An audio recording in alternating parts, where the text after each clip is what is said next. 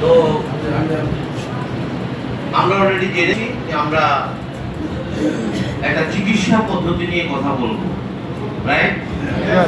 আমাদের সেই নতুন চিকিৎসা পদ্ধতির নাম স্টেম সেল নিউট্রিশন থেরাপি। এটি একটি নতুন চিকিৎসা পদ্ধতি যেটি allopath, homeo, Ayurveda, Unani, herbal কোনো চিকিৎসা না। একটু সাউন্ডটা কর্কশ হচ্ছে দিয়ে হার্বাল কোনো চিকিৎসা না। এটি সম্পূর্ণ একটি নতুন চিকিৎসা পদ্ধতি যেটি আপনার সামনে বর্ণনা করবে প্রকৃতির খাবার ব্যবহার করে আপনি কিভাবে রোগ মুক্তি পাবেন। বিষয়টা প্রকৃতির খাবার।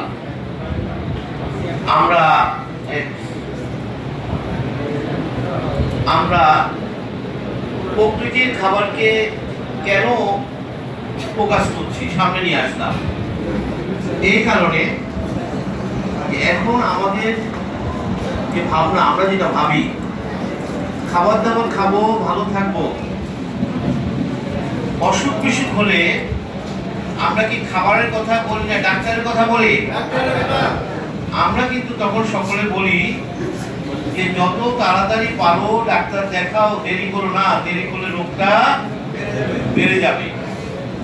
আজকে আমরা একটা নতুন চিকিৎসা মেথড নিয়ে কথা বলবো যেটি আপনার সামনে বর্ণনা করবে খাবার দাবার খাবো, ভালো থাকবো, অসুখ বিসুখ হলে আরো বেশি করে খাবো, আর মরতে চাইলে ডাক্তারের কাছে যাব।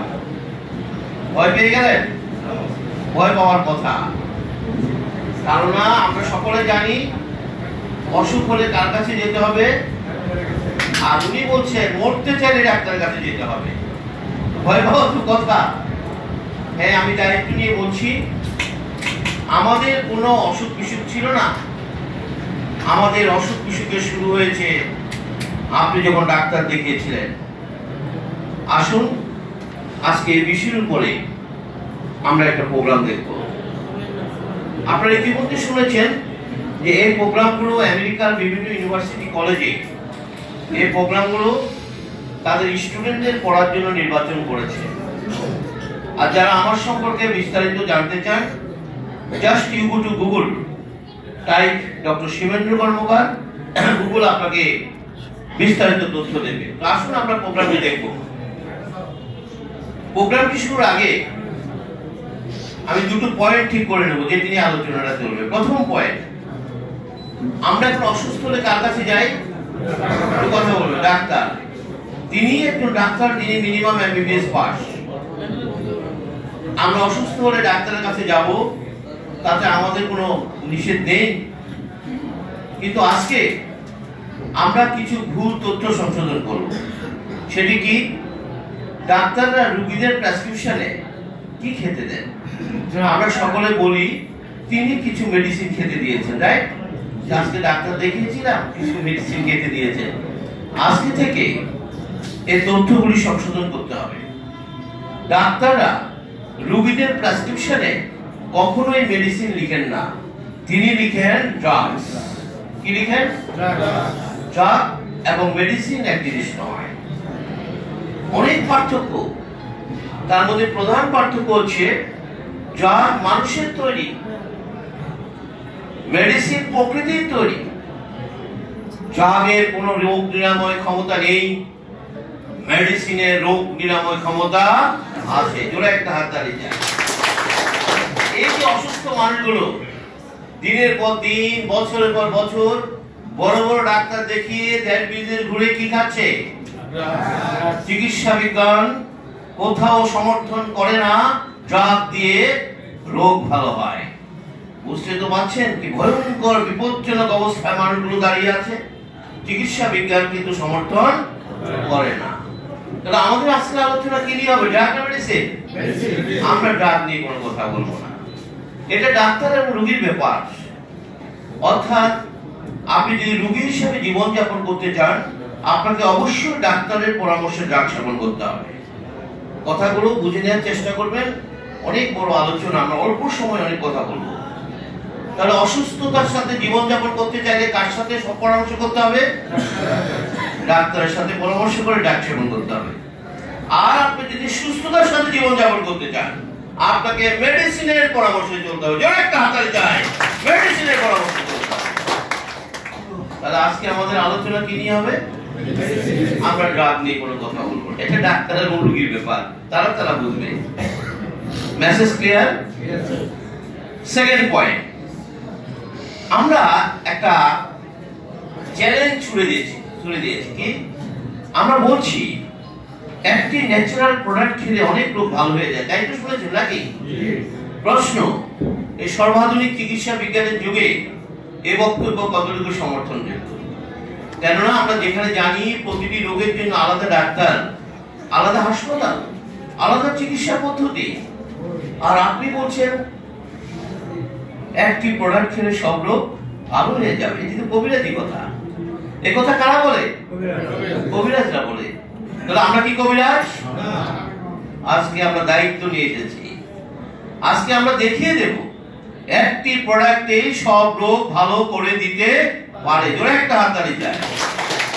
আর বিষয়টি বোঝার জন্য আমরা মডার্ন মেডিকেশনকে সামনে নিয়ে কথা বলবো।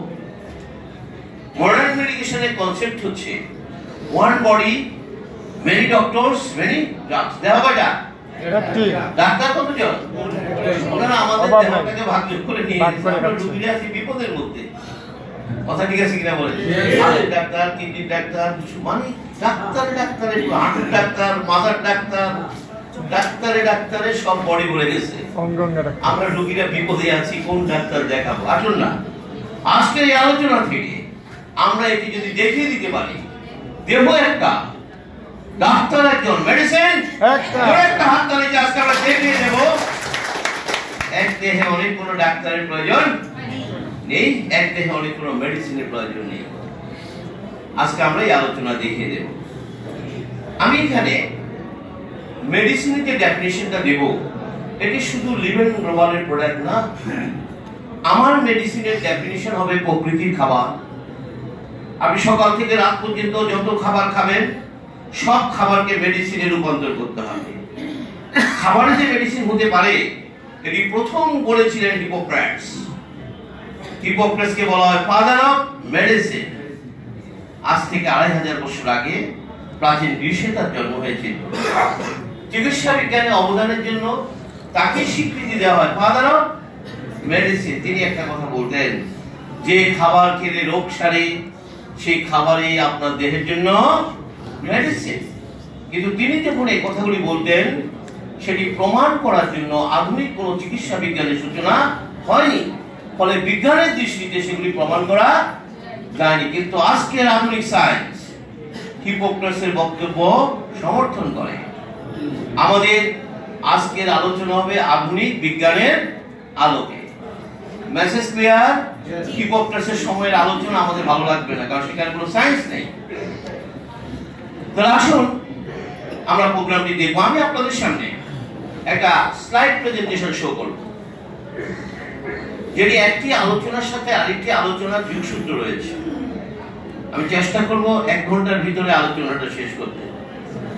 ঠিক 1 ঘন্টা পর আপনি যদি আলোচনাটা খুব মনোযোগ দিয়ে প্রেজেন্টেশনটা দেখতে পারেন এবং শুনতে পারেন, আমি দায়িত্ব নিয়ে বলছি 80% ডিজিজ এখনই ভালো হয়ে যাবে। কত পার্সেন্ট? সারা জীবন চেষ্টা করে 0% রোগ ভালো করতে পারেন নাই। আমি নিশ্চিত পারেন না। আর আমি কি স্টেজে দাঁড়ানো আছি নাকি? আমি দাঁড়ানো আছি। আমার আলোচনা শেষ 80% বুঝে নেবেন। তাহলে কি আলোচনাটা মনোযোগ দিয়ে শোনা উচিত? ইয়েস, আমরা আলোচনাটা মনোযোগ দিয়ে শুনবো এবং সমাধানটা পেয়ে যাব। তো আসুন আমার সাথে আবার একটু বলবেন, one body, one doctor, one medicine. আজকে আমরা কিভাবে ওয়ান মেডিসিন আপনার দেহকে রোগমুক্ত করে, আমরা সেই কৌশলটা দেখব। আসুন, আমাদের এই মেথড কাজ করবে life cell therapy, cell health management with natural way. What is life cell therapy? Cell life therapy helps to repair and regenerate human body cell and therefore enhance immunity. এখানে বলা হচ্ছে সেল মানে কোষ, বলছে কোষকে যদি রিপেয়ার করা যায়, রিপ্লেস করা যায়, রিজেনারেট করা যায়, তাহলে ইমিউনিটি বাড়বে। ইমিউনিটির বাংলা অর্থ রোগ প্রতিরোধ ক্ষমতা। এই ইমিউনিটি শব্দটি এসেছে ইমিউনোলজি থেকে, রোগ প্রতিরোধ বিজ্ঞান। পৃথিবীর সমস্ত মেডিকেল স্টুডেন্টরা যখন এমবিবিএস করতে গিয়েছিল তারা অনেকগুলো বই পড়েছে, তার মধ্যে একটি বই ছিল ইমিউনোলজি। তাহলে বলুন তো দেখি, পৃথিবীর সব ডাক্তাররা কি জানে ইমিউনিটি কি? শুধু জানে না বললে ভুল হবে, তাকে পরীক্ষা দিয়ে পাশ করতে হয়েছে, রাইট? আসুন না, পৃথিবীর সব ডাক্তাররা যেহেতু জানে, আমরা একটু জানি, জানতে তো অসুবিধা নেই নাকি? ইমিউনিটি হচ্ছে প্রত্যেক মানুষের দেহের একটা biological system given by God, সৃষ্টিকর্তা প্রদত্ত একটা সিস্টেম, যে সিস্টেমের কাজ হচ্ছে প্রতি মুহূর্তে আপনার আমার দেহকে সব ধরনের রোগ জীবাণুর হাত থেকে রক্ষা করা। আমি কিন্তু রোগ থেকে বলিনি, কি বলেছি? জীবাণু। কথাটা শুনতে হবে ভালো করে। রোগ জীবাণু, সৃষ্টিকর্তার রহস্য জানতে মানুষ জীবাণুর মহাসমুদ্রে থাকবে। আপনার চারিপাশে মিলিয়ন ট্রিলিয়ন জীবাণু ঘুরে বেড়ায়। আপনার স্কিনের প্রতি বর্গ সেন্টিমিটার জায়গায় 10,000 ব্যাকটেরিয়া আছে। আপনার পাকস্থলীতে 100 ট্রিলিয়ন ব্যাকটেরিয়া, 280 ট্রিলিয়ন ভাইরাস রয়েছে, প্রোটোজোয়া, মেটাজোয়া, ফাঙ্গাস। আপনাকে আমাকে যদি অণুবীক্ষণ যন্ত্রের নিচে রাখা হয়, জীবাণু ছাড়া কিছু দেখা যাবে না। এই যে মিলিয়ন ট্রিলিয়ন জীবাণু দেহের ভিতরে, দেহের বাইরে নিয়ে আমরা ঘোরাফেরা করছি, আমরা কি সবাই অসুস্থ? সৃষ্টিকর্তার রহস্য জানতেন, তাই তিনি প্রত্যেক মানুষের দেহে একটা সিস্টেম দিয়ে রেখেছেন। That system is called immunity. ইমিউনিটির ব্যাখ্যা বলা আছে জীবাণু এবং আপনার দেহ পাশাপাশি থাকবে, কিন্তু জীবাণুরা আপনাকে আক্রমণ করতে পারবে না যদি ইমিউনিটি শক্তিশালী থাকে। শক্তিশালী থাকে। পৃথিবীর সব ডাক্তাররা, সব চিকিৎসা বিজ্ঞানীরা চিকিৎসা বিজ্ঞানের এই সত্যটি গোপন করেন। আমি ডক্টর কর্মকার দায়িত্ব নিয়ে কথা বলি। কেন গোপন করেন? কারণ তারা তো ইমিউনিটি নিয়ে অনেক বেশি পড়েছেন নাকি? পড়তে গিয়ে তারা চিকিৎসা বিজ্ঞানের যে সত্যগুলো জেনেছেন, সেটি কি? যে কোনো রোগের পেছনের কারণ দুর্বল ইমিউনিটি। আজকে থেকে রোগ খোঁজার দরকার নেই। যে কোনো রোগের পেছনের কারণ জীবাণুর আক্রমণ। এবং তিনি আরো যে সত্যটি জেনেছেন, ইমিউনিটি ঠিক রাখার দায়িত্ব কোনো ডাক্তারের হাতে দেওয়া হয়নি। ইমিউনিটি ঠিক রাখার দায়িত্ব শুধু প্রকৃতির হাতে রাখা হয়েছে। জোরে একটা হাততালি চাই। কার হাতে রাখা হয়েছে? প্রকৃতির হাতে রাখা হয়েছে। পৃথিবীর সব ডাক্তার এগুলো জানে, পৃথিবীর সমস্ত মেডিকেল সায়েন্টিস্ট এগুলো জানে। তাহলে প্রশ্ন, ইমিউনিটি যদি ঠিক থাকে তাহলে আমার বডিতে কোনো রোগ হবে না। Message clear? তাহলে এটা তারা কেন গোপন করেন? একটি কারণ, টোটাল মডার্ন মেডিকেশনটা হচ্ছে অসুস্থ মানুষের বিজনেস। কি ভাই, তাদের কাস্টমার কারা? অসুস্থ। তাদের কাস্টমার অসুস্থ মানুষ। আপনি সুস্থ থাকলে $70 ট্রিলিয়ন বিজনেস হবে না। জোরে একটা হাতালি চাই, বেতন হবে না। এই জন্য খুব পরিকল্পিত ভাবে, খুব সূক্ষ্ম ভাবে চিকিৎসা বিজ্ঞানের এই কথাগুলো তারা গোপন করে। কথা কি পরিষ্কার? তাদের কাস্টমার কিন্তু অসুস্থ মানুষ। আমরা এই বিষয়ে আর বেশি কথা বলবো না, শুধু এইটুকু জেনে রাখেন, দেহটা কার? আমার। সিদ্ধান্ত আপনাকে নিতে হবে। আমরা যদি এটুকু ভাবি, ওই আধুনিক ডাক্তার, ওই হাসপাতাল, ওই ক্লিনিক, ওই প্রযুক্তি আপনাকে রোগ মুক্ত করার জন্য এসেছে, আপনি বোকার সঙ্গে বসবাস করছেন। কারণ চিকিৎসা বিজ্ঞান নিজে এটা সমর্থন করে না।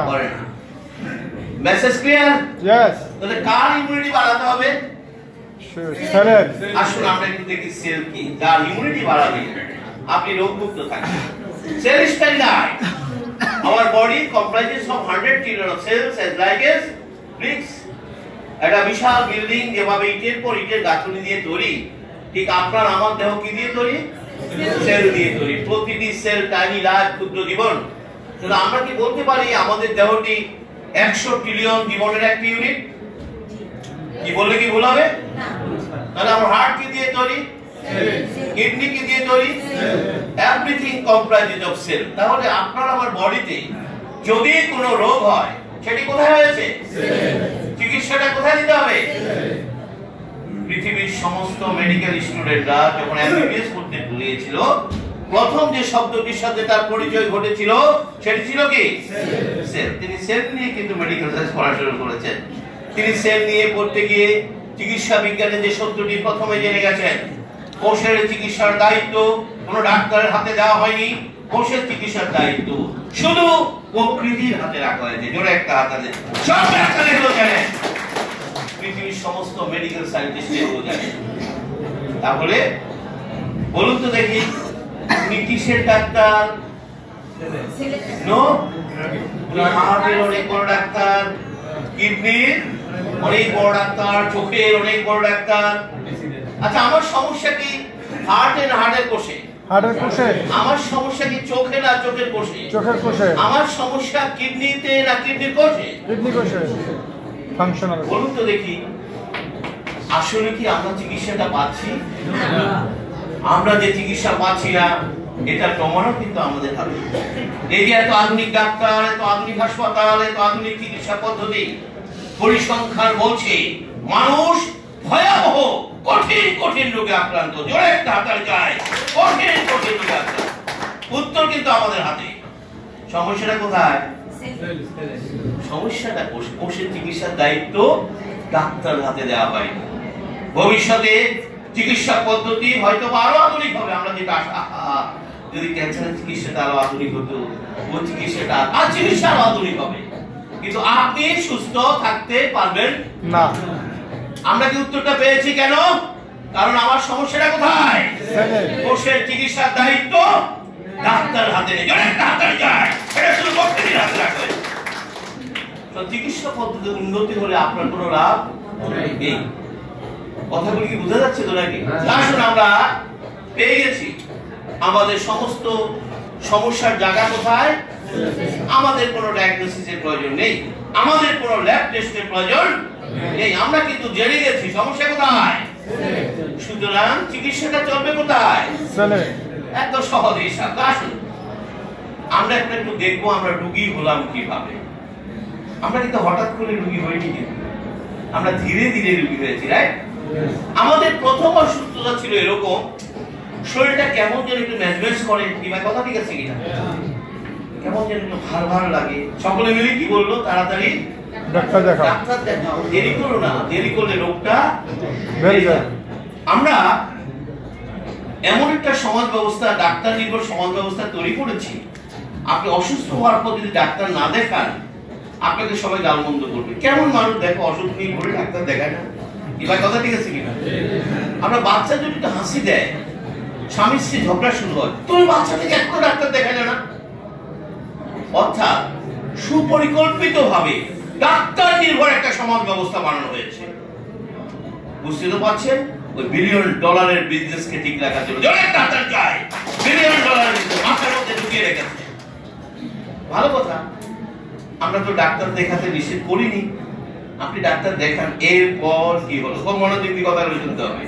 আমরা ডাক্তার কাছে গেলাম, ডাক্তার সাহেব অনেকগুলো টেস্ট দিলেন, রাইট? টেস্ট দিলেন না? উনি টেস্ট দিয়ে বললেন, টেস্টগুলো দেখে বললেন, একটু সুগার বেড়েছে, একটু প্রেসার বেড়েছে। সব কি ছিল ভাই? প্রথম অসুস্থতা, একটু একটু একটু ক্রিয়াটিনিন বেড়েছে, সব একটু একটু। তিনি আপনাকে সতর্ক করে দিয়ে বললেন, আর বাড়তে দেয়া যাবে না। আমরা এখন সুগার বাড়া কি ভালো, প্রেসার বাড়া কি ভালো, ক্রিয়াটিনিন বাড়া ভালো না। কিন্তু তিনি কি করলেন? তিনি তার প্রেসক্রিপশনে ড্রাগটা মেডিসিন, তিনি তার প্রেসক্রিপশনে কিছু ড্রাগ লিখে দিয়ে রোগীকে বললেন, আমি আপনাকে কিছু মেডিসিন খেতে দিলাম, সেগুলো চলবে। এই দুটো ভুল ইনফরমেশন আপনাকে রোগীর খাতায় নাম লিখে দিয়েছে। জোরে একটা হাততালি চাই। আপনি রোগী ছিলেন না, আপনি অ্যান্টিভাইরাস। তিনি কি আপনাকে ড্রাগ খেতে দিয়েছেন না মেডিসিন খেতে দিয়েছেন? তিনি কি জানেন না ও ড্রাগ দিয়ে কখনো প্রবলেম সলভ হয় না? তিনি জানেন, কেননা ড্রাগ নিয়ে তিনি যে বইটি পড়েছেন, পৃথিবীর সব ডাক্তাররা পড়েছে, বইটির নাম ফার্মাকোলজি। সেখানে স্পষ্ট বলা আছে কোন ড্রাগ 15 দিনের বেশি খাওয়া যাবে না। অথচ আমার ডাক্তার লিখে দিলেন চলবে। তাহলে মেডিসিনের নামে ড্রাগস, যা খাওয়া উচিত কতদিন, সেটা চলছে।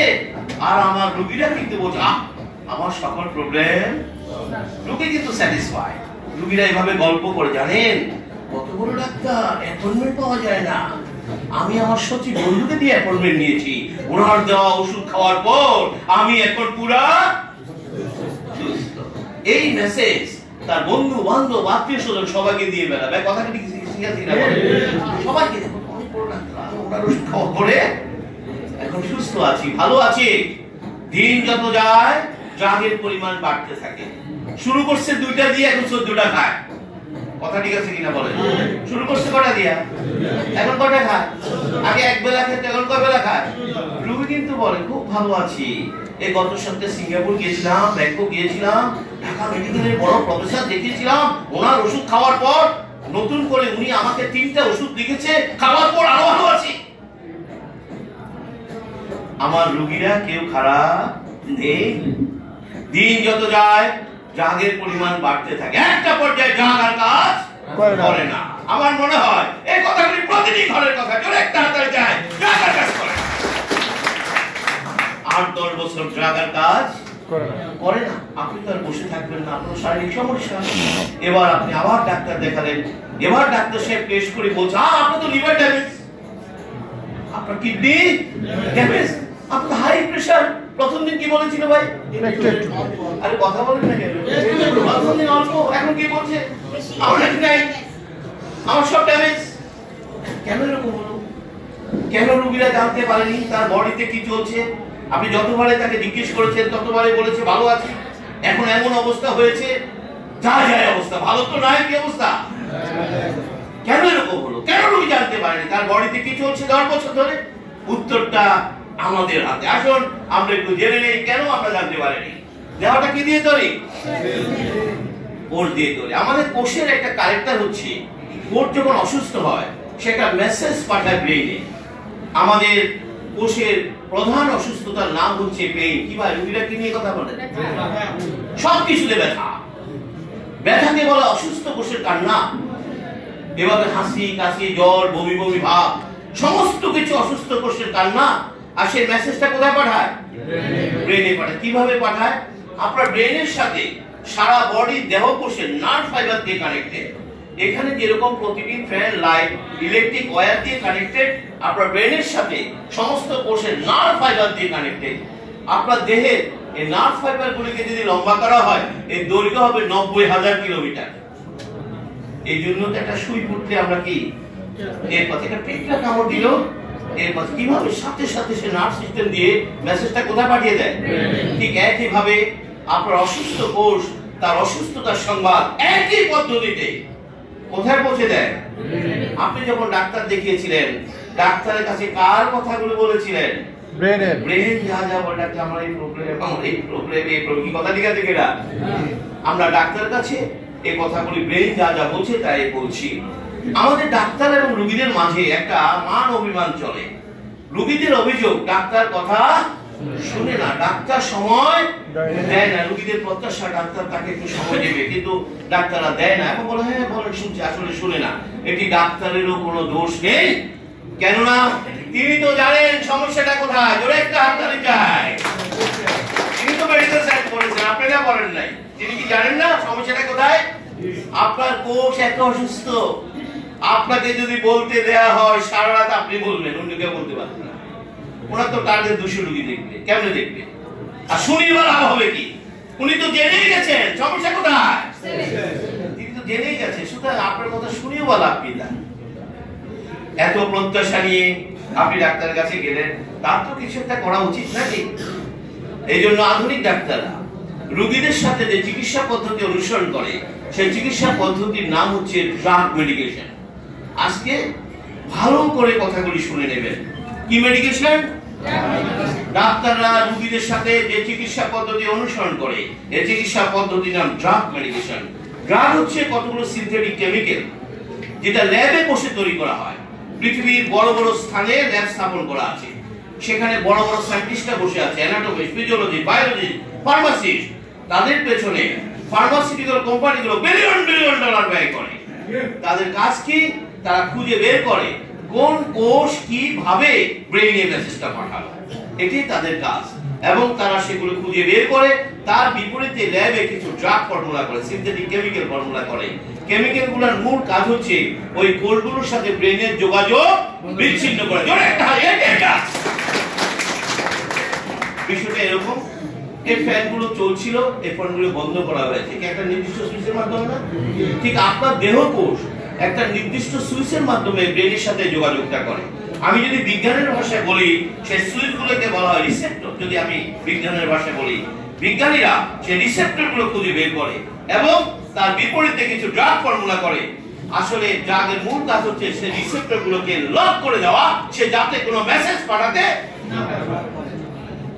এই জন্য দেখবেন রোগীরা চা খাওয়ার সাথে সাথে আমার তো ব্যথাটা চলে গেল, হাঁটুর ব্যথাটা নাই, মাথা ঘুরানিতে নাই, বমি বমি ভাবটা চলে গেল, মাথার ব্যথা চলে গেল, মুহূর্তের মধ্যে কিন্তু চলে গেছে, রাইট? আমার রোগীরা খুব খুশি, আমার এখন কোনো সমস্যা নেই। এবং এমন ভাবে ডাক্তারের প্রেমে পড়ে, রোগীরা প্রথম এই আরামটা পায় কার প্রেমে পড়ে? এমন প্রেমে পড়ে, প্রেম 10 বছর পর্যন্ত চলে। আপনি যদি রোগীর ডাক্তারের কাছে রোগীদের কাছে আপনি যদি রোগীদের কাছে ডাক্তারের বিপক্ষে কোনো কথা বলেন, রোগীরা কিন্তু খেপে উঠে। আর জানেন কত বড় ডাক্তার আপনি, জানেন ওনার ওষুধ খাই তো আমি ভালো আছি। কথা ঠিক আছে কিনা বলেন? গম্ভীর প্রেম। 8-10 বছর পর প্রেম ভাঙা শুরু হয়। কেন? ড্রাগ আর কাজ ভেঙে গেছে। এবার ডাক্তার সাহেব নিজে টেস্ট করে বলছেন, সরি আমার কিছু করার নাই, আমি তো চেষ্টা করেছি, এবার বাড়ি চলে যান, যা খুশি খাওয়া। কথা ঠিক আছে কিনা বলেন? 8-10 বছর পর তাই ঘটে, আর কোনো কিছুতে কাজ হয় না। আমরা কি উত্তরটা পেয়েছি কেন এরকম হলো? সমস্যাটা কোথায় ছিল? তিনি কি কোষের কোনো ট্রিটমেন্ট দিয়েছেন? প্রথম যখন আপনি ডাক্তারের কাছে গিয়েছিলেন অল্প কিছু সংখ্যক সেল খারাপ ছিল, এই যে অল্প ড্রাগে সেটা কি হয়ে গেছে? বন্ধ হয়ে গেছে। কিন্তু দীর্ঘদিন সেল তো ড্যামেজ হচ্ছে। আপনার ড্রাগ তো আর বাড়ানো সম্ভব না, 3 বেলা খাচ্ছেন, আর কয় বেলা খাবেন? এত বেশি সংখ্যক সেল ড্যামেজ হয়েছে, ড্রাগ দিয়ে আর বন্ধ করা যায় না। তখন বলে, ডাক্তারই বলে, সরি আমার আর কিছু করার। আজকের ছোট্ট আলোচনা থেকে কি মনে হলো আমরা রোগীরা কি ভালো আছি? একটু কথা বলেন। আমরা রোগীরা কিন্তু ভালো নেই, আমরা ভয়ঙ্কর বিপজ্জনক অবস্থায় দাঁড়িয়ে আছি। জোরে একটা হাততালি যায়, বিপজ্জনক অবস্থায় দাঁড়িয়ে আছি। কিন্তু রোগীদেরকে জিজ্ঞেস করেন, জানেন গত সপ্তাহে সিঙ্গাপুর গিয়েছিলাম, আরে হ্যাঁ উনি 2টা ওষুধ খাওয়ার পর এত ভালো লাগছে। কথাগুলি ঠিক আছে কিনা বলেন? আমি মেডিকেলে গিয়েছিলাম, বড় প্রফেসর, ওনার ওষুধ খাওয়ার পর এখন আরো ভালো আছি। আজকের আলোচনা থেকে আমরা দেখলাম আমরা রোগীরা কেউ ভালো নাই। Message clear? আমার কথাগুলি বুঝতে কি অসুবিধা হচ্ছে? চিকিৎসা বিজ্ঞানের এই জটিল বিষয়গুলো হচ্ছে সহজ ভাষায় আমি বলতে পারবো না, বুঝে নিন প্রত্যেকটা বিজ্ঞানের কথা। Message clear? আসুন, বাচ্চা কাঁদছে, প্লিজ আপনারা বাচ্চা কাঁদছে কেন নিয়ে আসেন।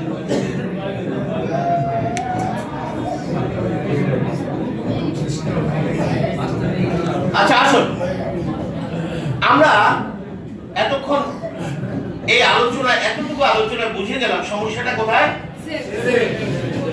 Message clear? সমস্যা কোথায়? আমরা তো ডায়াগনোসিস হয়ে গেছে, কিন্তু আমাদের কোনো ল্যাব টেস্টের দরকার নেই, আমাদের কোনো কিছু টেস্টের প্রয়োজন না, আমরা টেস্ট ছাড়াই বলে দিয়েছি সমস্যা কোথায়। বসে আসুন, এই দেহটা যে সেল দিয়ে তৈরি, এটা কি খালি চোখে দেখা যায়? আসলে এই দেহটা যে সেল দিয়ে তৈরি, আমরা এটি দেখবো কোট ছাড়া বডিতে কিছু। আমরা একটু দেখি আমাদের দেহটা কিভাবে তৈরি হলো। বাবার একটা স্পার্ম, মায়ের এগ মিলনের ফলে মাতৃজরায়ুতে প্রথম যে কোষটি তৈরি হয়েছিল, ইট ওয়াজ আওয়ার ফার্স্ট সেল। বিজ্ঞানীরা সে প্রথম কোষটির নাম দিয়েছে জাইগোট। কি নাম দিয়েছে? আমাদের সকলের আদি প্রথম কোষটির নাম জাইগোট। মনে রাখবেন, পৃথিবীর সমস্ত মানব প্রজাতি এইভাবে সৃষ্টি হয়েছে। আসল জাইগোট সৃষ্টির জন্য কি রহস্য কাজ করেছে? এটা ডিম্বাণু, এগুলি স্পার্ম। বলছে মায়ের একটা ডিম্বাণুর সাথে বাবার 100 কোটি স্পার্ম ফাইট করেছে আপনার আমার সৃষ্টির জন্য। সেখানে একটি মাত্র ডিম্বাণুর সাথে একটি মাত্র স্পার্ম কন্ট্যাক্ট করতে সক্ষম হয়, আউট অফ 100 কোটি স্পার্ম। এবং নতুন যে প্রাণের সঞ্চার, ইট ওয়াজ আওয়ার ফার্স্ট। আমি একটু আগে যে জাইগোটের কথা বলেছিলাম, এটা জাইগোটের একটা ইলেকট্রনিক মাইক্রোস্কোপিক ছবি, এটা অরিজিনাল ছবি। বিজ্ঞানীরা আধুনিক ইলেকট্রনিক মাইক্রোস্কোপ দিয়ে আপনার আমার 6 দিন বয়সের ছবি তুলেছে, এটি 10 লক্ষ গুণ বড় করে দেখানো হয়েছে। আপনার 6 দিন বয়সের ছবিটা একটু ভালো করে দেখে নেন। এটি তো এখন আপনি নাকি কথা বলেন না? এটি আমি। তাহলে এখন আপনার উচ্চতা কত? 5 ফিট 5 ইঞ্চি 6 ইঞ্চি। তখন ওনার উচ্চতা কত ছিল? কিছুটা একটা ছিল। বিজ্ঞানের আধুনিক প্রযুক্তি দিয়ে কোষ্ঠীর আয়তন মেপেছে। আয়তন মেপে বলেছে এই কোষ্ঠীর আয়তন ছিল 0.6 মাইক্রন। What is micron? 1 মিটারে 10 লক্ষ ভাগের 1 ভাগকে বলে 1 মাইক্রন। আপনার আয়তন তার চেয়ে ছোট ছিল। বিজ্ঞানীরা এই কোষ্ঠীর ওজন মেপেছে। ওজন মেপে বলেছে এই কোষ্ঠীর ওজন ছিল 1 ন্যানোগ্রাম। What is nanogram? 1 গ্রামের 100 কোটি ভাগে 1 ভাগকে বলে 1 ন্যানোগ্রাম। এখন আপনার ওজন কত? 5 কেজি, সরি 60 কেজি, 70 কেজি। তখন এর ওজন ছিল কত? 1 ন্যানোগ্রাম। 1000 গ্রাম সমান 1 কেজি। এর ভাবে 70 কেজি। আর তখন এর ওজন ছিল 1 গ্রামের 100 কোটি ভাগের 1 ভাগ। তাহলে এটি কি ছিল? বিজ্ঞান বলছে এটি ছিল একটা অদৃশ্য লাইট, আলো, নূর। এই যে মানুষ নূর থেকে তৈরি হয়েছে, আলো থেকে তৈরি হয়েছে, এটা কিন্তু বিজ্ঞান সমর্থন করে। কিন্তু বিজ্ঞান বলছে সে অদৃশ্য লাইটটি ছিল একটা লাইট। ওর একটা হাত থেকে একটা লাইট। আরো আধুনিক ছবি আমরা দেখব। এটি আরো আধুনিক ছবি। পেছনে একটা মাতৃজরায়ু আর সিনথেস এমব্রায়ো, 6 দিন বয়সের আপনার ছবি। বিজ্ঞানীরা লক্ষ্য করলো আপনার সিনথেস এটি নড়ে চড়ে বসলো এবং ডিভিশন হওয়া শুরু করলো নিয়মে 1 2 4 8 16 32। যত ডিভিশন হওয়া শুরু করলো ততই ক্ষুদ্র কোষ্ঠী আকার আকৃতিতে পরিবর্তন হতে লাগলো। 58 দিনের মাথায় 5 মিলিমিটার একটি পূর্ণাঙ্গ মানব ভ্রূণে পরিণত হয়ে গেল। এই যে একটি পূর্ণাঙ্গ মানব ভ্রূণে পরিণত হলো, তার সমস্ত অঙ্গ প্রত্যঙ্গ তৈরি হলো। কোথেকে তৈরি হয়েছে? বিজ্ঞান বলছে ওই ক্ষুদ্র জাইগোটের ভিতরে আপনার দেহের সমস্ত অঙ্গ প্রত্যঙ্গের গোপন কোড লুকায়িত ছিল। শুধু ধীরে ধীরে সেটা কি হয়েছে? প্রকাশিত হয়েছে। তো এটি তো 9 মাস পরে ভূমিষ্ঠ হবে নাকি? ধীরে ধীরে তরুণী পরিণত হবে, যুবকে পরিণত হবে, প্রৌঢ়ে পরিণত হবে, বার্ধক্যে পরিণত হবে। এই কোষ্ঠীর মৃত্যু ঘটবে। তাহলে জন্ম থেকে মৃত্যু পর্যন্ত আপনার আমার দেহে যদি কোনো সমস্যা হয়, সমস্যাটা কোথায় হয়েছে? আপনি তরুণ, সে জাইগোট। আপনি বৃদ্ধ, সে জাইগোট। আপনি শিশু, সে জাইগোট। বিজ্ঞান বলছে জন্ম থেকে মৃত্যু পর্যন্ত আপনি যদি একটি কোষে নার্সিং করতে পারেন, আপনার বডিতে কোনো রোগ হবে না। জোরে একটা হাততালি চাই, কোনো রোগ হবে না। কিন্তু চিকিৎসা বিজ্ঞানের এই চমৎকার বক্তব্য মডার্ন মেডিকেশনের ডাক্তাররা কখনো মানুষকে জানাবে না। কেন জানাবে না? কারণ ওনাদের বিজনেসের মেইন টার্গেট হচ্ছে কোষের 12টা বাজাও। কোষটাকে যত বিধ্বস্ত করা যাবে, কোষটাকে যত বেশি অসুস্থ রাখা যাবে, তাদের বিজনেসের পরিধি তত। এই জন্য ওয়ান স্টপ সলিউশনের কথা ভবিষ্যতেও তারা কখনো আপনাকে বলবেন না। আমি সবসময় একটা কথা বলি, দেহটা কার? সিদ্ধান্তটা আপনাকে নিতে হবে। আপনি যদি মনে করেন কেউ আপনাকে রেস্কিউ করবে, আপনি বোকার স্বর্গে বসবাস করছেন। এরা এত বেশি শক্তিশালী সিন্ডিকেট, আমি বিশ্বব্যাপী কথাটা বলছি, এত বেশি শক্তিশালী সিন্ডিকেট, তাদের বিপক্ষে কথা বলার ক্ষমতা কোনো রাষ্ট্রেরও নেই। আপনাকে সত্য কথা রাষ্ট্রও জানাতে পারবে না, পরের দিন ক্ষমতা উঠাই দেবে। কারণ তাদের $100 ট্রিলিয়ন বিজনেসে কাস্টমার হচ্ছে অসুস্থ মানুষ। একটা হাতার যায়, আপনি সুস্থ থাকতে পারবেন। আমার কথাগুলি বুঝতে পারছেন? বুঝে নিয়ে আমি আজকে 80% দায়িত্ব নিচ্ছি, শুধু এই ছোট্ট ছোট্ট কথাগুলি বলে বুঝতে পারবেন। আপনি তো ঘটনাটা নেই, আমি কেন অসুস্থ হচ্ছি। Message clear? তাহলে আসেন, বিজ্ঞান বলছে এই দেহ কোষটি 1000 ইয়ার্স পর্যন্ত প্রকৃতিতে বাঁচতে পারে। প্রমাণ আছে। আমাদের অনেক নবীজিরা 900-950 বছর বেঁচে ছিলেন। বিজ্ঞানও বলছে দেহ 1000 বছর বাঁচতে পারে। তাহলে যে দেহটি 1000 বছর বাঁচতে পারে, সেটি মাত্র 40, 45, 50 বছর যেতে না যেতে হার্ট নাই, কিডনি নাই, লিভার নাই, নাই সব ডাক্তারের বাড়ি। এই কথা ঠিক আছে কিনা? একটা ঘর খুঁজে পাবেন না যে ঘরে একটা সুস্থ মানুষ পাওয়া যায়। এটা কি বিজ্ঞান সমর্থন করে? বিজ্ঞান নো, এই কোষের বেঁচে থাকার ক্ষমতা 1000 ইয়ার্স। এটা 40-এ কিভাবে হাল হয়ে যায়? নিশ্চয়ই পেছনে কোনো কারণ আছে। আসুন বিজ্ঞান বেশ কিছু কারণের কথা বলেছে, কথাগুলো মনোযোগ দিয়ে শুনতে হবে কিন্তু, তাহলে সমাধানটা পাবেন। বিজ্ঞান বেশ কিছু কারণের কথা বলেছে। কেন আর্লিয়ার আপনার দেহ কোষ অসুস্থ হয়ে গেল? প্রথম কারণ বলছে এই যে জাইগোটটা তৈরি হলো, কিভাবে তৈরি হলো? শুক্রাণু এবং ডিম্বাণু মিলনের ফলে। শুক্রাণু এবং ডিম্বাণু যখন মিলনের ফলে জাইগোট তৈরি হয়, অর্থাৎ মেয়েরা যখন ফার্স্ট কনসিভ করে, আমাদের সমাজে একটা ইমোশন কাজ করে, কি চল তো দেখি ছেলে না মেয়ে, যে খেলা শুরু হয়ে গেল। এই যে ছেলে না মেয়ে হয়েছে, এটা কি খালি চোখে দেখবে না মেশিন দিয়ে দেখবে ভাই? এই মেশিনটার নাম আল্ট্রাসোনো। আল্ট্রাসোনো একটি মেডিকেল ডিভাইস যেটি উচ্চ গতি সম্পন্ন সাউন্ড থ্রো করে। সাউন্ডের একটি ধর্ম হচ্ছে এটি কোথাও বাধা পেলে ফেরত আসে, বিজ্ঞানের ফিরে আসা সাউন্ডটিকে ইলেকট্রিক সিগন্যালে কনভার্ট করে ছবি তুলে ফেলে। যারা ফিজিক্স পড়েছেন আমার কথাগুলো ভালো বুঝবেন। ছবি তুলে ফেলে। এই সাউন্ড দিয়ে ছবি তোলার এই পদ্ধতিটা আবিষ্কার হয়েছিল সমুদ্রের অভ্যন্তরে, ভূপৃষ্ঠের অভ্যন্তরে গবেষণা চালানোর জন্য। এটা কিন্তু প্যাট দেখার জন্য আবিষ্কার, এটা চিকিৎসা ব্যবসায়ীদের কুচিন্তা থেকে আসছে। তারা ভাবলো আরে এই মেশিন দিয়ে যদি সমুদ্রের অভ্যন্তর দেখা যায় তো প্যাটও তো দেখা যেতে পারে, তাই তার মেডিকেল ভার্সন বানিয়ে ফেললো। কিন্তু চিকিৎসা বিজ্ঞান বলছে ভিন্ন কথা, আল্ট্রাসাউন্ড করানো যাবে না। চিকিৎসা বিজ্ঞান বলছে কথায় কথায় সিটি স্ক্যান, এমআরআই এগুলো বিজ্ঞান অনুমোদন করে না। জোরে তাড়াতাড়ি তাই করে বলছে বিজ্ঞান অনুমোদন করে না। ব্যতিক্রম ভিন্ন আলোচনা বলছে না, কথা কথা এগুলি করানো যাবে না। তবে আমার আলোচনা দুটো শব্দ এসেছে, একটা চিকিৎসা বিজ্ঞান, একটা চিকিৎসা ব্যবসা। আমরা যদি চিকিৎসা বিজ্ঞান অনুসরণ করতাম আমরা কিন্তু এত রোগে আক্রান্ত হতাম না। আমরা আসলে চিকিৎসা ব্যবসা শিকার হয়ে গেছি, কারণ এটা এত বড় একটা বিগ বিজনেস। আপনারা যারা বিভিন্ন জায়গা থেকে এসেছেন, এক একটা অঞ্চলে এক একটা বাড়িতে 3টা হাসপাতাল, কি কথা ঠিক আছে কি? গাদাগাদি করে ক্লিনিক। তো এই বিজনেসের কাস্টমার কারা হয়? আপনি কিভাবে আশা করেন আপনার দেহে কোন রকমের মানে বের না করে ছাড়বে যে আপনার বডি সুস্থ অসুস্থ? অবশ্যই তারা বের করবে যে আপনার বডি অসুস্থতা রয়েছে, নাহলে বিজনেস হবে না। তাহলে আসুন আমরা কেন নিষেধ করলো একটু জেনে নিই। কেন নিষেধ করলো যে এখানে আল্ট্রাসাউন্ড করাবেন না? আমরা একটু দেখি এই জাইগোটটা কিভাবে তৈরি, শুক্রাণু এবং ডিম্বাণু। শুক্রাণু এবং ডিম্বাণু মিলনের ফলে যখন মিলন ঘটেছে মাতৃজঠরে, সেখানে একটা কেমিক্যাল বিক্রিয়া শুরু হয়। কি শুরু হয়? ওই যে কেমিক্যাল বিক্রিয়া শুরু হয়েছে এটা এখনো চলমান, এটা সমাপ্তি ঘটবে মৃত্যুতে। তাহলে ছোট্ট আলোচনা থেকে আমরা কি বলতে পারি এই দেহ একটা কেমিক্যাল হাউস? কথা বলেন। ইয়েস, বিজ্ঞান বলছে এটা কেমিক্যাল হাউস। এখানে প্রতি সেকেন্ডে 37,000 বিলিয়ন কেমিক্যাল রিঅ্যাকশন সংঘটিত হয়। এই যে আমি কথা বলছি আপনি শুনছেন, আপনার হার্ট, কিডনি, লিভার, ব্রেন সব কাজ করছে কিনা বলেন? প্রতিটি কাজের পেছনে রয়েছে বিলিয়ন বিলিয়ন কেমিক্যাল রিঅ্যাকশন। যারা একটু সায়েন্স ব্যাকগ্রাউন্ড আমার কথাগুলো ভালো বলবেন। তাহলে আজকে ডিজিজের একটি নিউ ডেফিনিশন আমরা জানবো,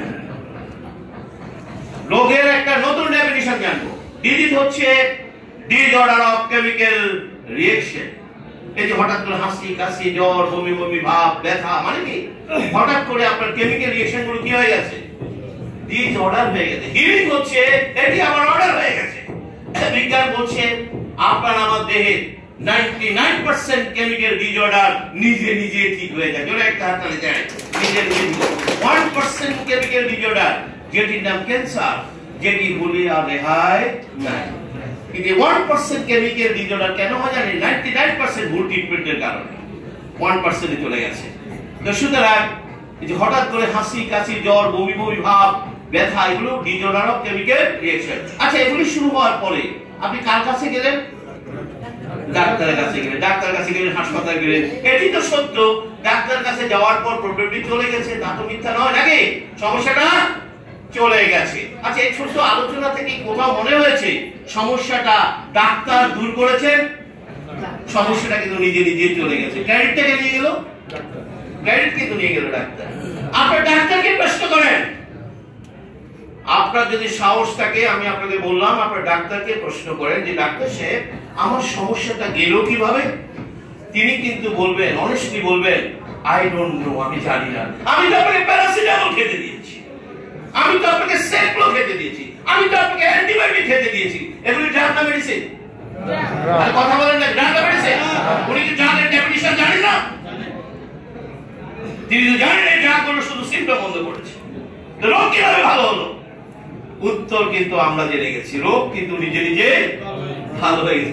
থেকে নিয়ে গেল কিভাবে ভালো হলো সেই কৌশলও আজকে আমরা দেখাবো। জোরে তাড়াতাড়ি যাই, কিভাবে ভালো হলো। মেসেজ কি ক্লিয়ার? তাহলে আসুন, কেন নিষেধ করা হলো যে আপনি এখানে এগুলি করাবেন না, সেটা আমরা একটু জেনে নিই।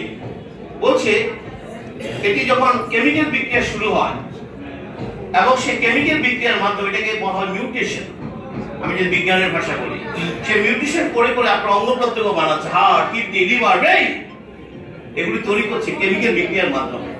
সে যখন আপনার অঙ্গ প্রত্যঙ্গ তৈরি কাজে ব্যস্ত, আপনি তখন একটা সাউন্ড মেরেছেন, কিসের জন্য? ছেলে না মেয়ে হয়েছে দেখান।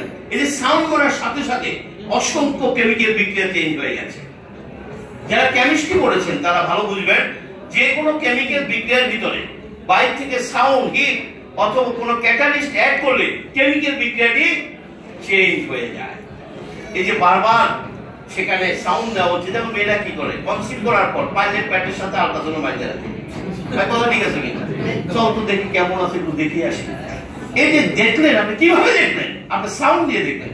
সাউন্ড দেওয়ার সাথে সাথে অসংখ্য কেমিক্যাল বিক্রিয়া কি হয়ে গেছে, চেঞ্জ। তার ফলশ্রুতিতে জন্ম নিচ্ছে অটিজম শিশু। আজকের ঘরে ঘরে কেন আপনার অটিজম শিশুর জন্ম নিচ্ছে?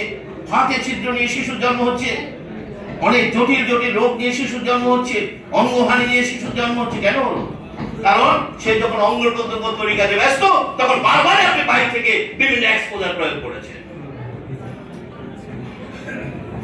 এই জন্য বিজ্ঞান বলছে এগুলির উপরে এইভাবে বাইরে থেকে কোনো এক্সপোজার চালানো উচিত। হিজড়া কেন হয়? আমরা কি হিজড়া দেখি? কেন হলো হিজড়া? তাহলে ভ্রূণ যখন সিদ্ধান্ত নেবে ছেলে না মেয়ে হবে, এটাও তো তার একটা কেমিক্যাল ডিসিশন ছিল নাকি? সেটা কেমিক্যাল ডিসিশন দিয়ে দিবে ছেলে না মেয়ে হবে। সে যখন সিদ্ধান্ত দেবে, আপনি তো জানেন না কখন দেবে, দিলে একটা সাউন্ড মাইলা সে ওই সিদ্ধান্ত দিতে কি হলো, ছেলে হয় নাই, কি হয়ে গেল ভাই? আজকে কি আমরা জেনেছি? তাহলে বিফোর বার্থ আর আফটার বার্থ যে কোনো ডিজিজের পেছনের কারণ ডিসঅর্ডার অফ কেমিক্যাল রিঅ্যাকশন। আজকে থেকে ডিজিজের নতুন ডেফিনিশন মনে রাখবেন, হোয়াটএভার ইট কমপ্লেন, কেমিক্যাল রিঅ্যাকশন ডিসঅর্ডার হয়ে গেছে। কিন্তু চমৎকার সুখবর হচ্ছে 99% কেমিক্যাল ডিসঅর্ডার কি হয়ে যায়, সংশোধন হয়ে যায়। এটা হলো আমাদের সুখবর, নাহলে বিপদ ছিল। কিন্তু আমি কি বুঝাতে পেরেছি? আচ্ছা, আমরা কি জানেন ডাক্তার সাহেবরা আমাদেরকে টেস্ট কেন করান? কি আপনি ডাক্তার কাছে গেলে অনেকগুলো টেস্ট দেন না? অনেকগুলো টেস্ট, সিটি স্ক্যান, এমআরআই, অনেক ধরনের টেস্ট দেন, ল্যাব টেস্ট দেন, প্যাথোলজিক্যাল টেস্ট দেন। আজকে ভালো করে শুনে রাখবেন, আপনার ডাক্তার, তিনি একজন ডাক্তার। আজকে ডাক্তারের ডেফিনিশনটা ভালো করে শুনে রাখেন, কাজে দেবে। তিনি একজন ডাক্তার যিনি সুস্থ দেহকোষের সাথে অসুস্থ দেহকোষের পার্থক্যটা ভালো বুঝেন। যিনি বেশি ভালো বুঝেন তিনি বড় ডাক্তার, যিনি কম বুঝেন তিনি ছোট ডাক্তার। ডেফিনিশনটা কি? তিনি ডিফারেন্সটা ভালো বুঝেন। আপনার অসুস্থতা মানে কি আপনার কোষটা চেঞ্জ হয়ে গেছে, অ্যানাটমি ফিজিওলজি কি হয়ে গেছে, চেঞ্জ হয়ে গেছে, যেভাবে চেঞ্জ হয়ে গেছে। এই চেঞ্জ হয়েছে বলেই তো কমপ্লেন হচ্ছে। আমার কথা কি বুঝতে পারছেন? সুস্থ কোষ অসুস্থ হচ্ছে মানে চেঞ্জ হয়ে গেছে, তো চেঞ্জ হয়েছে বলে তো আপনি কি প্রবলেমটা হচ্ছে। এই যে চেঞ্জটা হলো, এটা কি তিনি খালি চোখে দেখবেন না মেশিন দিয়ে দেখবেন? এটা তো খালি চোখে দেখা যায় না, কারণ কোষ তো খালি চোখে দেখা যায় না। এই জন্য তিনি এই ধরনের প্যাথোলজিক্যাল টেস্টের ব্যবস্থা নেন। Pathological test, device, CT scan, MRI কিছু না, সুস্থ দেহকোষের সাথে অসুস্থ দেহকোষের পার্থক্যটা বড় করে দেখায়, নাথিং এলস। কথা কি বুঝতে পেরেছেন? কিছু না। আপনাকে বলা হলো যে আপনার ক্যান্সার হয়েছে, কিভাবে? তিনি বায়োপসি করলেন। বায়োপসি মানে কি? বায়োপসি মানে তিনি অত্যন্ত মানে মাইক্রোস্কোপিক অনুবীক্ষণ যন্ত্র দিয়ে দেখেছেন ক্যান্সার কেন হয়। কারণ এর ভিতরে যে নিউক্লিয়াসটা চেঞ্জ হয়ে গেলে ক্যান্সার হবে। উনি তো বড় করে ছবি দিচ্ছে, আপনার তো নিউক্লিয়াস চেঞ্জ হয়ে গেছে। কারণ নরমাল সেল নিউক্লিয়ার চেঞ্জ, এটাকে খালি চোখে দেখবে না মেশিন দিয়ে দেখবে? এটা অত্যন্ত আধুনিক ইলেকট্রনিক মাইক্রোস্কোপ দিয়ে এগুলো দেখবে। আচ্ছা, এখন বলুন তো দেখি, ডাক্তার সাহেব আপনার স্পাইনের ছবি তুলে বললেন এই যে দেখেন আপনার হাড় পাকা হয়ে গেছে, এত নম্বর হাড় পাকা হয়ে গেছে। এমআরআই করে বলে, সিটি স্ক্যান করে বলে যে দেখছেন এত নম্বর হাড় পাকা হয়ে গেছে। আরে ভাই, ফাঁকা হয়েছে বলেই তো ব্যথাটা হচ্ছে। জোরে একটা হাততালি চাই, ফাঁকা না হলে কি ব্যথা হতো না? আমার কথা কি বুঝতে পারছেন? ফাঁকা হয়েছে বলেই তো ব্যথাটা হচ্ছে, কারণ সুস্থ কোষ কখনো ফাঁকা হবে না। তাহলে ভালো কথা, এখন আপনি ছবি তুলে আমাকে দেখাই দিলেন, ওই যে ফাঁকা হয়েছে। দেওয়ার সময় কি দিলেন ভাই?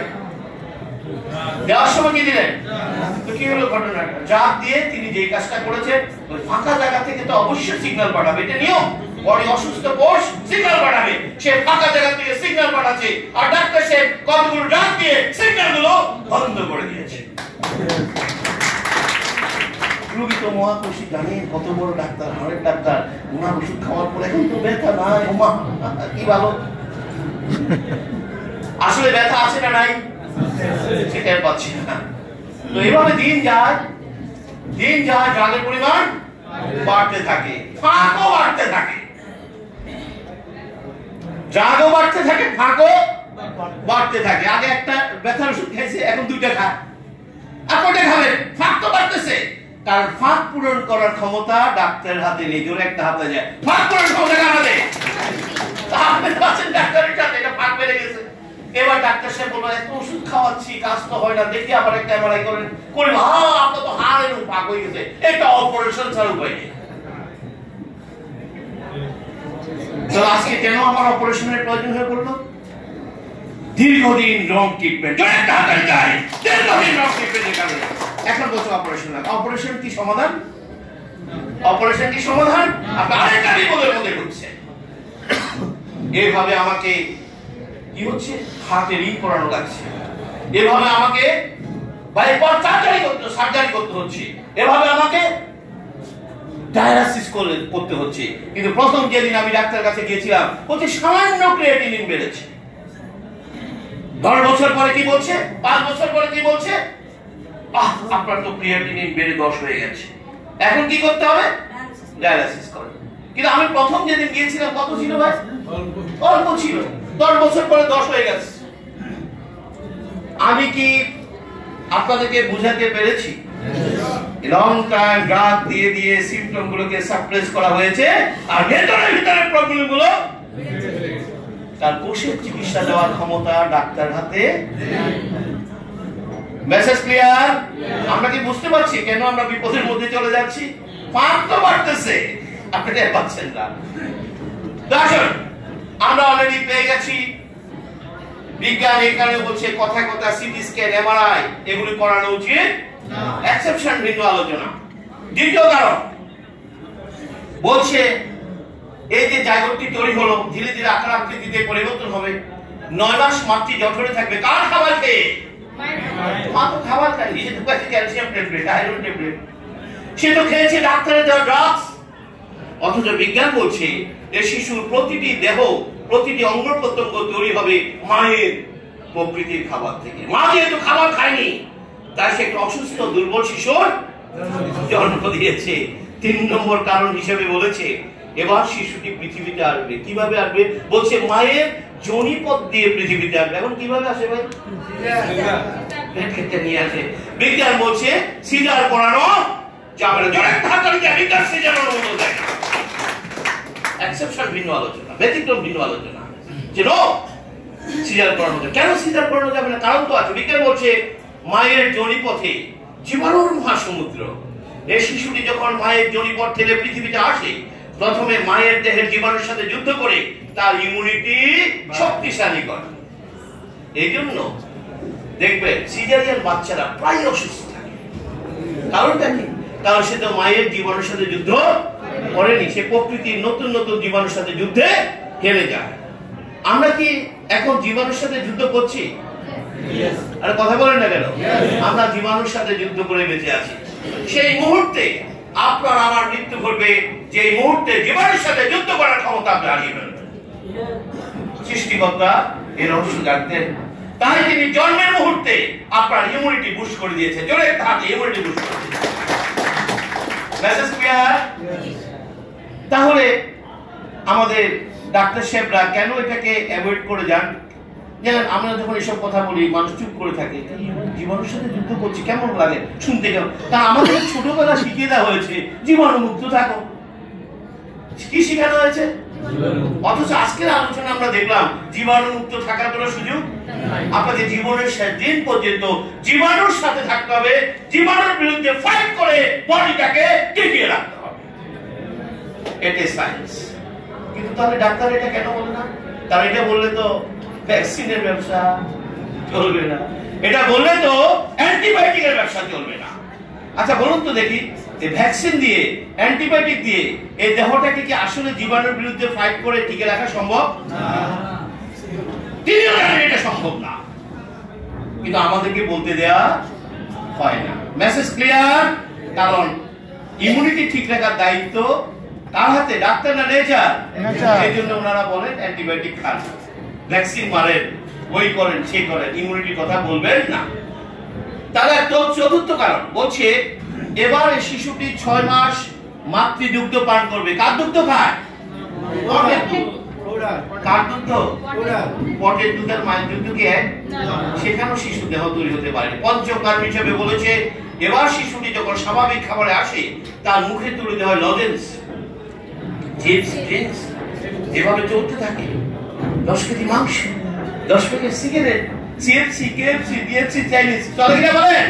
ইয়াং বয়সে বলে আপনি এক প্লেট খাইতে পারেন না, আমি এক বৈঠা এক গ্রাম খাইতে পারছি। বুঝছেন তো কি বলছি? এগুলা কিন্তু চলে ইয়াং বয়সে। এভাবে 40-45 বছর পর বডিটা বলছে, শরীরটা কেন যেন বেসবেস করে, কেন যেন ভার করে। বুঝছেন তো কেন? ওই যে জন্ম থেকে চলছে, 40-এর পরে শরীর বেসবেস শুরু করছে। সবাই মিলে কি বললো? ডাক্তার দেখাও। সবাই মিলে কি বললো? ডাক্তার দেখাও। ডাক্তার টেস্ট করে কি বললেন? একটু কি বললেন? কি ধরা দিলেন? ড্রাগ না মেডিসিন? জোরে একটা হাত তালি দেয়, লাইসেন্স ক্যান্সেল হয়ে গেছে। ড্রাগ মানে কি? ড্রাগ মানে হচ্ছে তার সমস্ত কমপ্লেইন গুলোকে সুইচ অফ করে দেওয়া। রোগী তো মহা খুশি, দেখছেন ও মা, দেখছেন কত বড় ডাক্তার, আমার কত সমস্যা ছিল দেখছেন, ওনার ওষুধ খাওয়ার পর এই দ্বিতীয় মৃত্যু চলে। আমার কাছে একটি বই আছে, বইটির নাম ডেথ বাই প্রেসক্রিপশন।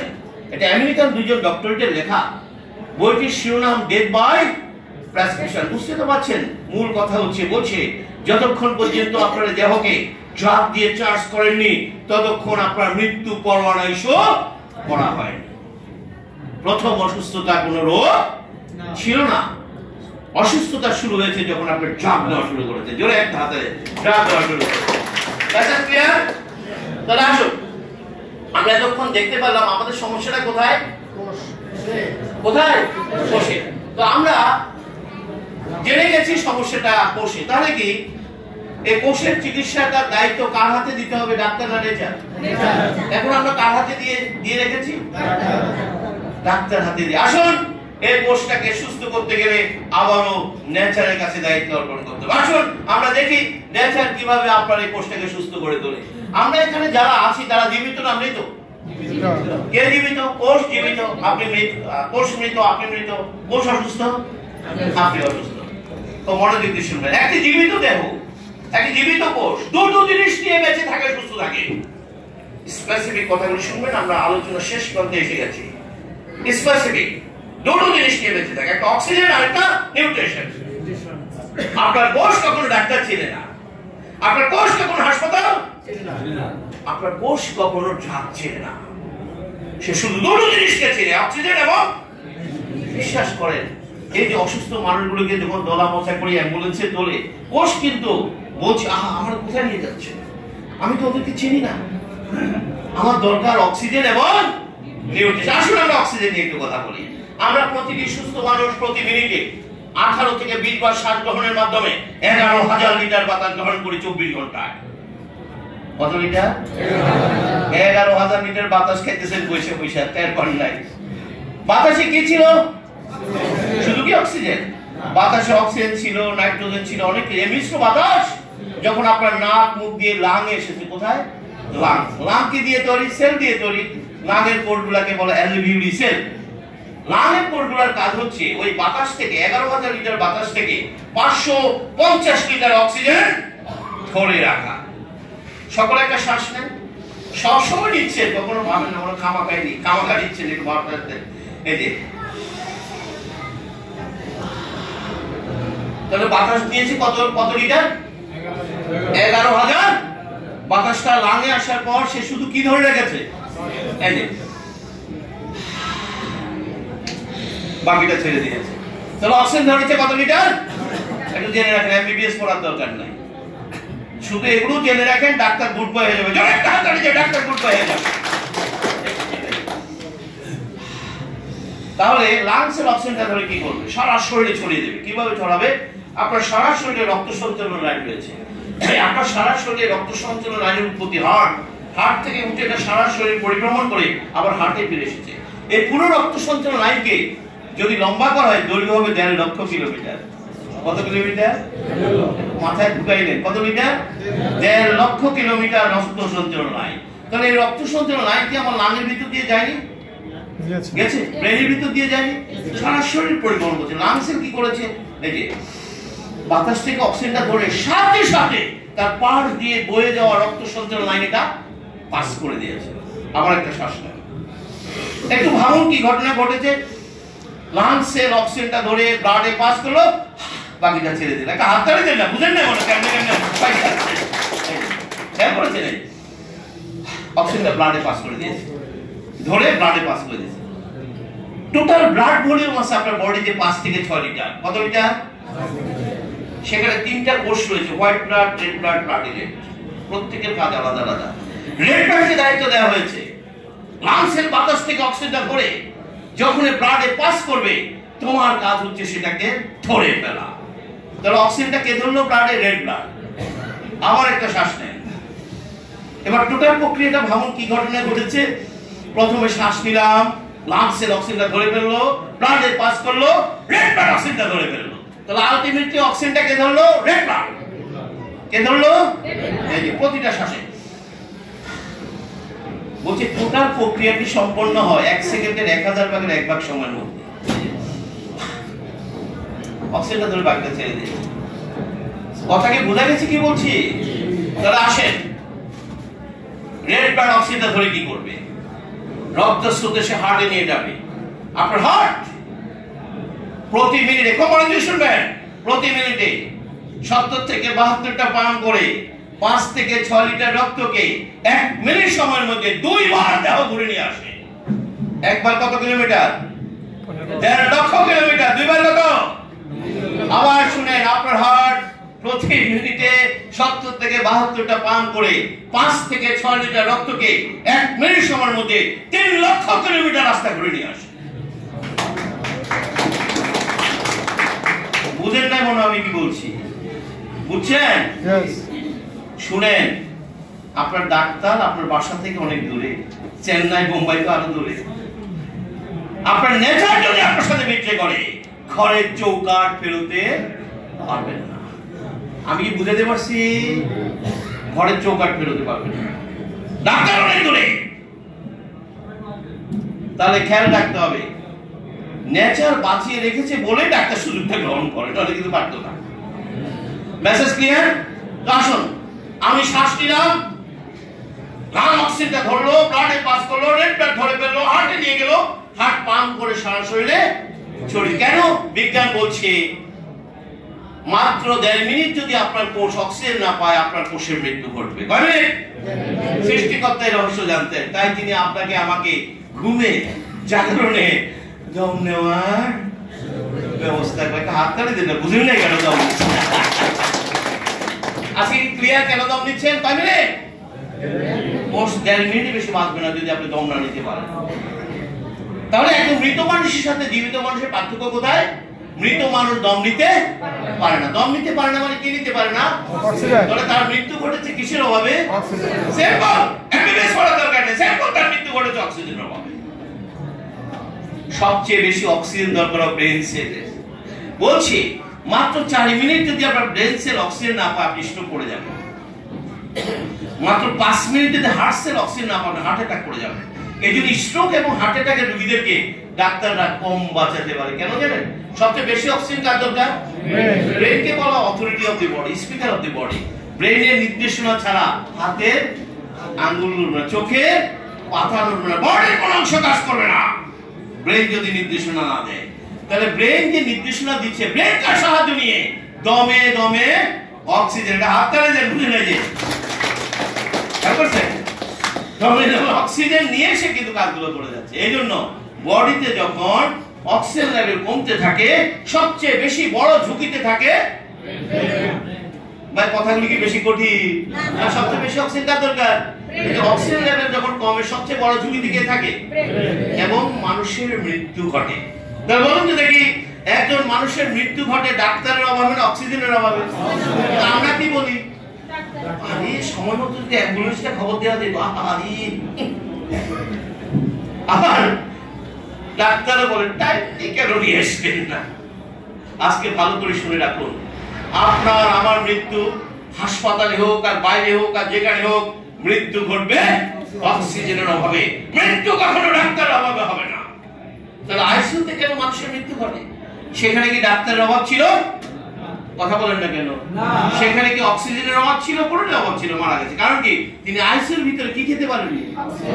কারণ মৃত মানুষের কখনো চিকিৎসা হয় না, তার মৃত্যু ঘটেছে অক্সিজেনের অভাবে, ডাক্তারের অভাবে নয়। কেন ডাক্তার হবে? তাহলে আসুন, আমরা কি এখন অক্সিজেন খাচ্ছি? টাকা পয়সা দিচ্ছেন? একদিন এক লোককে অক্সিজেন খাবেন ৬০,০০০ টাকা লাগবে। নট ট্রিটমেন্ট, কোন চিকিৎসা হবে না। শর্ত কি? অক্সিজেন খাইতে হবে। যদি অক্সিজেন খাইতে পারেন, দেখবেন আপনারা তো এখন সবাই জানেন, হাসপাতালে ডাক্তার কি করে? রোগী দেখে না, আইসিইউ মেশিন দেখে। সে কিন্তু রোগী দেখে না, সে দেখে আপনি ঠিকমতো অক্সিজেন খাইতে পাচ্ছেন কিনা। যদি আপনি অক্সিজেন খাইতে পারেন, তখন ডাক্তার বলে দেখি কি করা যায়। আর যদি দেখে যে অক্সিজেন মিটার নিচের দিকে, বলে সরি আমার কিছু করার, বাড়ি পাঠাবে না কবরে পাঠাবে? বাড়ি যাওয়ার সুযোগ নাই। তাহলে এমন কি হলো, আমাকে আইসিইউতে যেতে হলো অক্সিজেন খাওয়ার জন্য? উত্তর কিন্তু আমরা পেয়েছি। জন্ম থেকে এই কোষ মারাত্মক ভাবে আক্রান্ত হয়ে গেছে। কি দেখেছি কিনা? অনেকগুলো ঘটনা ঘটেছে, অনেকগুলো ঘটনা ঘটেছে। এই আক্রান্ত হয়ে গেছে। শেষ ঘটনাটা ঘটেছে 40 বছর ধরে আপনার কুখাদ্যের আঘাতে সে কি হয়ে গেছে? ড্যামেজ হয়ে গেছে। এরপর 40-এর পরে সে বলছে আহা একটু ম্যাজমেজ করে, ভারবার করে, সকলে মিলে কোথায় পাঠিয়ে দিল? আচ্ছা বলুন তো দেখি, আপনার শরীর যখন ফার্স্ট ম্যাজমেজ করেছিল, ভারবার লেগেছিল, সে কার কাছে যেতে পেরেছিল? ডাক্তার না নেচার? তাহলে আমি এটা বুঝতে পারিনি কেন? ওই চিকিৎসা বেরিয়েরা আমার শিক্ষা ব্যবস্থা ঢুকিয়ে রেখেছে কৌশলে। অসুখ হইলে ওষুধ খাও, অসুখ হইলে ডাক্তার দেখাও। কি ভাই লেখা আছে কিনা? এগুলি আমাকে শেখানো হয়েছে। আমাকে শেখানো হয়নি তোমার প্রথম অসুস্থতা তুমি কার সাহায্য চাইবা। সেদিন যদি আমাকে শিখিয়ে দিত প্রথম অসুস্থতা তুমি প্রকৃতির সাহায্য চাও, সেদিনে কিন্তু প্রবলেমগুলো। কিন্তু এই কথাগুলো আমাদের শিক্ষা ব্যবস্থা অ্যাড করা হয়নি, ভবিষ্যতে অ্যাড করা হবে না। আমাদেরকে শিখিয়ে রাখা হয় বাড়ি ঘাটে হাসপাতাল বানাও, তোমার ওখানে হাসপাতালে আইসিইউ লাগাও, ঘরে একজন ডাক্তার বানাও। আমাদের সমাজে শিখিয়ে দেওয়া হয়, দেখবেন যারা খুব বেশি পয়সা আলা, যে কয় যে মৃত্যুর আগে টাকা পয়সা খরচ করে একটা হাসপাতাল বানাই দেয়। হাসপাতাল হলো এটা সামাজিক কাজ। আচ্ছা হাসপাতালে কারা যাবে? এটা কথা বলে না কেন? কি দাঁড়ানো ঘটনাটা? এটা একটা মহানুভব কাজ। আসলে এটা কিন্তু ওই চিকিৎসাকে নিয়ে মাথার মধ্যে ঢুকিয়েছে। জোরে একটা হাতারি যায়, ওই টাকাকে দিয়ে টাকা মেমোরিয়াল বানিয়ে দিয়েছে। ওখানে কারা যাবে? আপনি কি বুঝতে পারছেন কি বলতে চেয়েছি? কারা যাবে সেখানে? বড় গরিব রোগী যাবে। রোগী তো আমরা এতক্ষণ আলোচনা দেখেছি, আসলে কি রোগী হওয়ার কোন সুযোগ আছে কি? না, কোনো সুযোগ নেই। আমরা যদি আমাদের কোষকে সুস্থ রাখি, রোগী হওয়ার কোনো সুযোগ নেই। দেখেন আমি সব সময় আমার একটা কথা বলি, সেটা হচ্ছে মৃত্যু নিয়ে ভাববেন না, সুস্থতা নিয়ে ভাবুন। সুস্থতার দায়িত্ব নিজের হাতে। কি আমাদের মৃত্যু হবে তো নাকি? আমার কি দরকার? সুস্থতার দায়িত্ব নিজের হাতে। সৃষ্টিকর্তা এবং চিকিৎসা বিজ্ঞান কেউই দায়িত্ব ডাক্তার হাতে দেয়নি। আমার চিকিৎসা বিজ্ঞানে একটি শব্দ দেখাতে পারবে না যে মুখে নল, পাশে নল, পেটে নল দিয়ে আর 10 লাখ টাকা আইসিইউর বের দিয়ে আপনি সুস্থভাবে দেহ থেকে বের। এটা কিন্তু চিকিৎসা বিজ্ঞান একটি শব্দ দেখাতে পারবে না। বরং চিকিৎসা বিজ্ঞান বলেছে মানুষ বেঁচে থাকে, সুস্থ থাকে প্রকৃতিতে। জোরে একটা হাত দিয়ে প্রকৃতিতে। আমাকে কেন আইসিইউতে গিয়ে মরতে হলো? এই মৃত্যুটা প্রকৃতিতে হলো, অসুবিধা কোথায় ছিল? আমি কথা বুঝাতে পেরেছি? মৃত্যু তো হবে নাকি? আইসিইউতে কেন মৃত্যুটা হলো? এটা প্রতিদিন হলে অসুবিধা কোথায় ছিল? তাতে তাদের একটা লাভ হয়েছে, সেটা কি এই চিকিৎসা ব্যয় মেটাতে মেটাতে তিনি তো চলে গেছেন, পরিবার রাস্তা নেমে যাবে। কথা ঠিক আছে কিনা? আরে মৃত্যু তো আমরা ঠেকাতে পারবো না, কিন্তু বিজ্ঞান তো উল্টো কথা বলে যে মৃত্যু কারণ ঠেকানোর দরকার নেই, কিন্তু মানুষ বেঁচে থাকে, সুস্থ থাকে, প্রকৃতিতে জোরে থাকা যায়, মানুষ কখনো আইসিতে গিয়ে যেতে থাকে। কিন্তু আমরা তো আমাদের ওইভাবে তো শিখিয়ে পড়ে নেওয়া হয়েছে, যার কারণে আমরা সেখান থেকে বেরোতে পারছি না। আমি আবারও বলছি, দেহটা কার? সিদ্ধান্ত আপনাকে নিতে হবে। আপনি এটা কখনো ভাববেন না আপনাকে কেউ রেস্কিউ করতে আসবে। Message clear? যদি আমার কথাগুলো বুঝেন, আজকে থেকে আপনি আবারও রোগমুক্ত জীবন পেয়ে যাবেন। তাহলে আসুন, আমরা পেয়ে গেছি এই কোষের দরকার অক্সিজেন, রাইট না ডাক্তার? কথা বলেন না। এই কোষের দরকার অক্সিজেন কে বানায়? প্রকৃতির গাছ গাছালি অক্সিজেন বানায়, ছেড়ে দিচ্ছে, আমি সেই অক্সিজেন খেয়ে বেঁচে আছি। Message clear? এই কোষের দরকার খাবার, আলোচনার চূড়ান্ত অংশ। এই কোষে কি দরকার? কোষের খাবারকে বলা হয় পুষ্টি, মুখের খাবারকে বলা হয় ফুড। সৃষ্টিকর্তা এই রহস্য জানতেন, তাই তিনি আমাদের খাবারের ব্যবস্থা। আমরা খাবার খাবো, আপনার মুখ থেকে পাইপ পর্যন্ত 29 ফিট লম্বা একটা ডাইজেস্টিভ সিস্টেম রয়েছে, যার কাজ হচ্ছে খাবারগুলোকে ভেঙে ভেঙে ওই খাবারে থাকা পুষ্টিগুলো আলাদা করে কোষের কাছে প্রেরণ করা। কিন্তু বিজ্ঞান বলছে আপনার খাবারে কোনো পুষ্টি নেই। তাহলে যে খাবারে পুষ্টি নেই সেই খাবার কি ছিল? টক্সিন। আপনি 40-45 বছর ধরে কি খেয়েছেন? টক্সিন খেয়েছেন। আপনি যে টক্সিন খেয়েছেন, বিজ্ঞান কিন্তু সেটাও বলছে কোষের খাবার তৈরি হয় প্রকৃতির ঘরে, মুখের খাবার তৈরি হয় রান্নাঘরে। কার খাবার খেয়েছেন? 40 বছর ধরে কার খাবার খেয়েছেন? আমেরিকাতে এই বিষয়ে একটি গবেষণা হয়েছে। তারা গবেষণা করে বলেছে মাত্র 65 ডিগ্রি সেন্টিগ্রেড তাপমাত্রা যাওয়ার পরে আপনার খাবারে থাকা পুষ্টিগুলো ড্যামেজ হতে থাকে। আমাদের খাবারগুলো 200, 250, 300 ডিগ্রি সেন্টিগ্রেড তাপমাত্রায় রান্না করা হয়। আপনি কি খেয়েছেন? আপনার বাজারে কোনো খাবারে পুষ্টি নেই, ঘরের কোনো খাবারে পুষ্টি নেই। আপনি কি খাচ্ছেন? আপনার বাচ্চা কি খাচ্ছে? আপনার হাজবেন্ড কি খাচ্ছে? দিনের পর দিন কি খাচ্ছে? টক্সিন। আর টক্সিনের আঘাতে আঘাতে সেল কি হয়ে গেছে? আমেরিকার ক্যান্সার সোসাইটি তাদের গবেষণা প্রতিবেদনে বলেছে মানব দেহের 70% ক্যান্সারের জন্য দায়ী আপনার তৈরিপূর্ণ খাবার। কথাগুলো মাথায় নিয়ে নেবেন। কত পার্সেন্ট? মাইন্ডে 70% খাবারকে দায়ী করেছে। আপনি খাবার সংশোধন করবেন না, আপনি কিন্তু ক্যান্সার থেকে বাঁচতে পারবেন না। হার্ট, আপনার কিডনি ডিজিজ, আপনার ব্লকেজ বলেন, লিভার, ফ্যাটি লিভার বলেন, কোন রোগ নয়, ডায়াবেটিস বলেন, কোন রোগ নয়, যে রোগের পেছনের কারণ ত্রুটিপূর্ণ খাবার। Message clear? কোষের খাবার 6টি, কয়টি? মুখের খাবার হাজার হাজার। আজকে ভালো করে শুনে রাখবেন, আপনি যত সুন্দর করে খাবার তৈরি করেন, রেসিপি তৈরি করেন, আপনার কোষ কিন্তু 6টির বাইরে কোনো খাবার গ্রহণ। এই জন্য বিজ্ঞান বলছে খাবারকে বেশি চেঞ্জ করবেন না। খাবারকে যত বেশি চেঞ্জ করবেন, ওই খাবারের পুষ্টি কি হয়ে যায়? নষ্ট হয়ে যায়। পুষ্টি নষ্ট হওয়ার পর ওই খাবারটা বিষে পরিণত হয়। আপনার কোষ কখনো ওই বীজ গ্রহণ করবে না। তাহলে সেই বীজগুলো গেল কোথায়? 40 বছর ধরে ধরে ওই বীজগুলো বডির অঙ্গ প্রত্যঙ্গে জমে আপনার কিডনি, লিভার, হার্ট সব ড্যামেজ করে গেছে। আমি বুঝাতে পেরেছি? কোষ তো খায় না, তাহলে কি ডবল ড্যামেজ।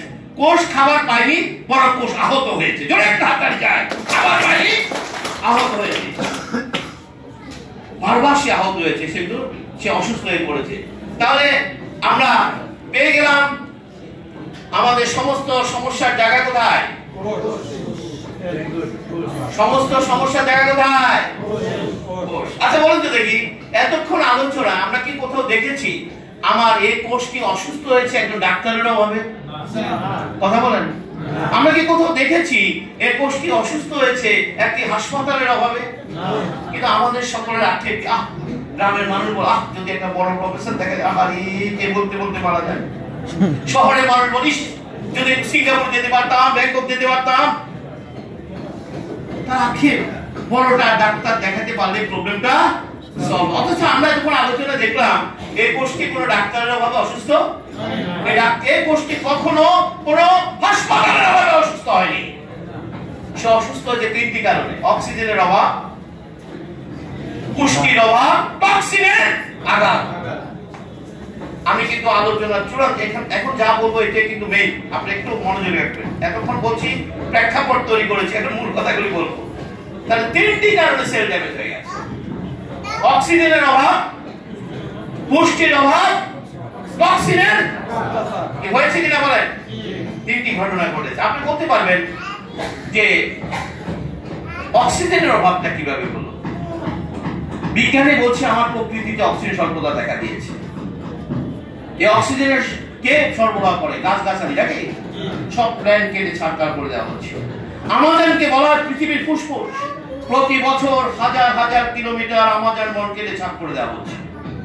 প্রকৃতিতে অক্সিজেন স্বল্পতা দেখা দিয়েছে। এটা তারা করছে যেন আইসিইউতে গিয়ে মৃত্যুটা হয়। আমাদের সেখানে কিছু করার, আমরা কিছু করতে, কিন্তু আমরা নিজের একটা ক্ষতি করি একটা বয়স থেকে। কি ভাই বুঝছেন তো?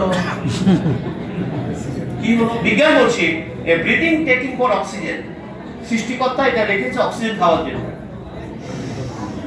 বলছে প্রতিবার যখন আপনি শ্বাস নিচ্ছেন আপনার লাঙে 5 ট্রিলিয়ন রেড ব্লাড অপেক্ষা করে। 5 ট্রিলিয়ন টোটাল রেড ব্লাড আছে 30 ট্রিলিয়ন। 5 ট্রিলিয়ন কোথায় অপেক্ষা করে?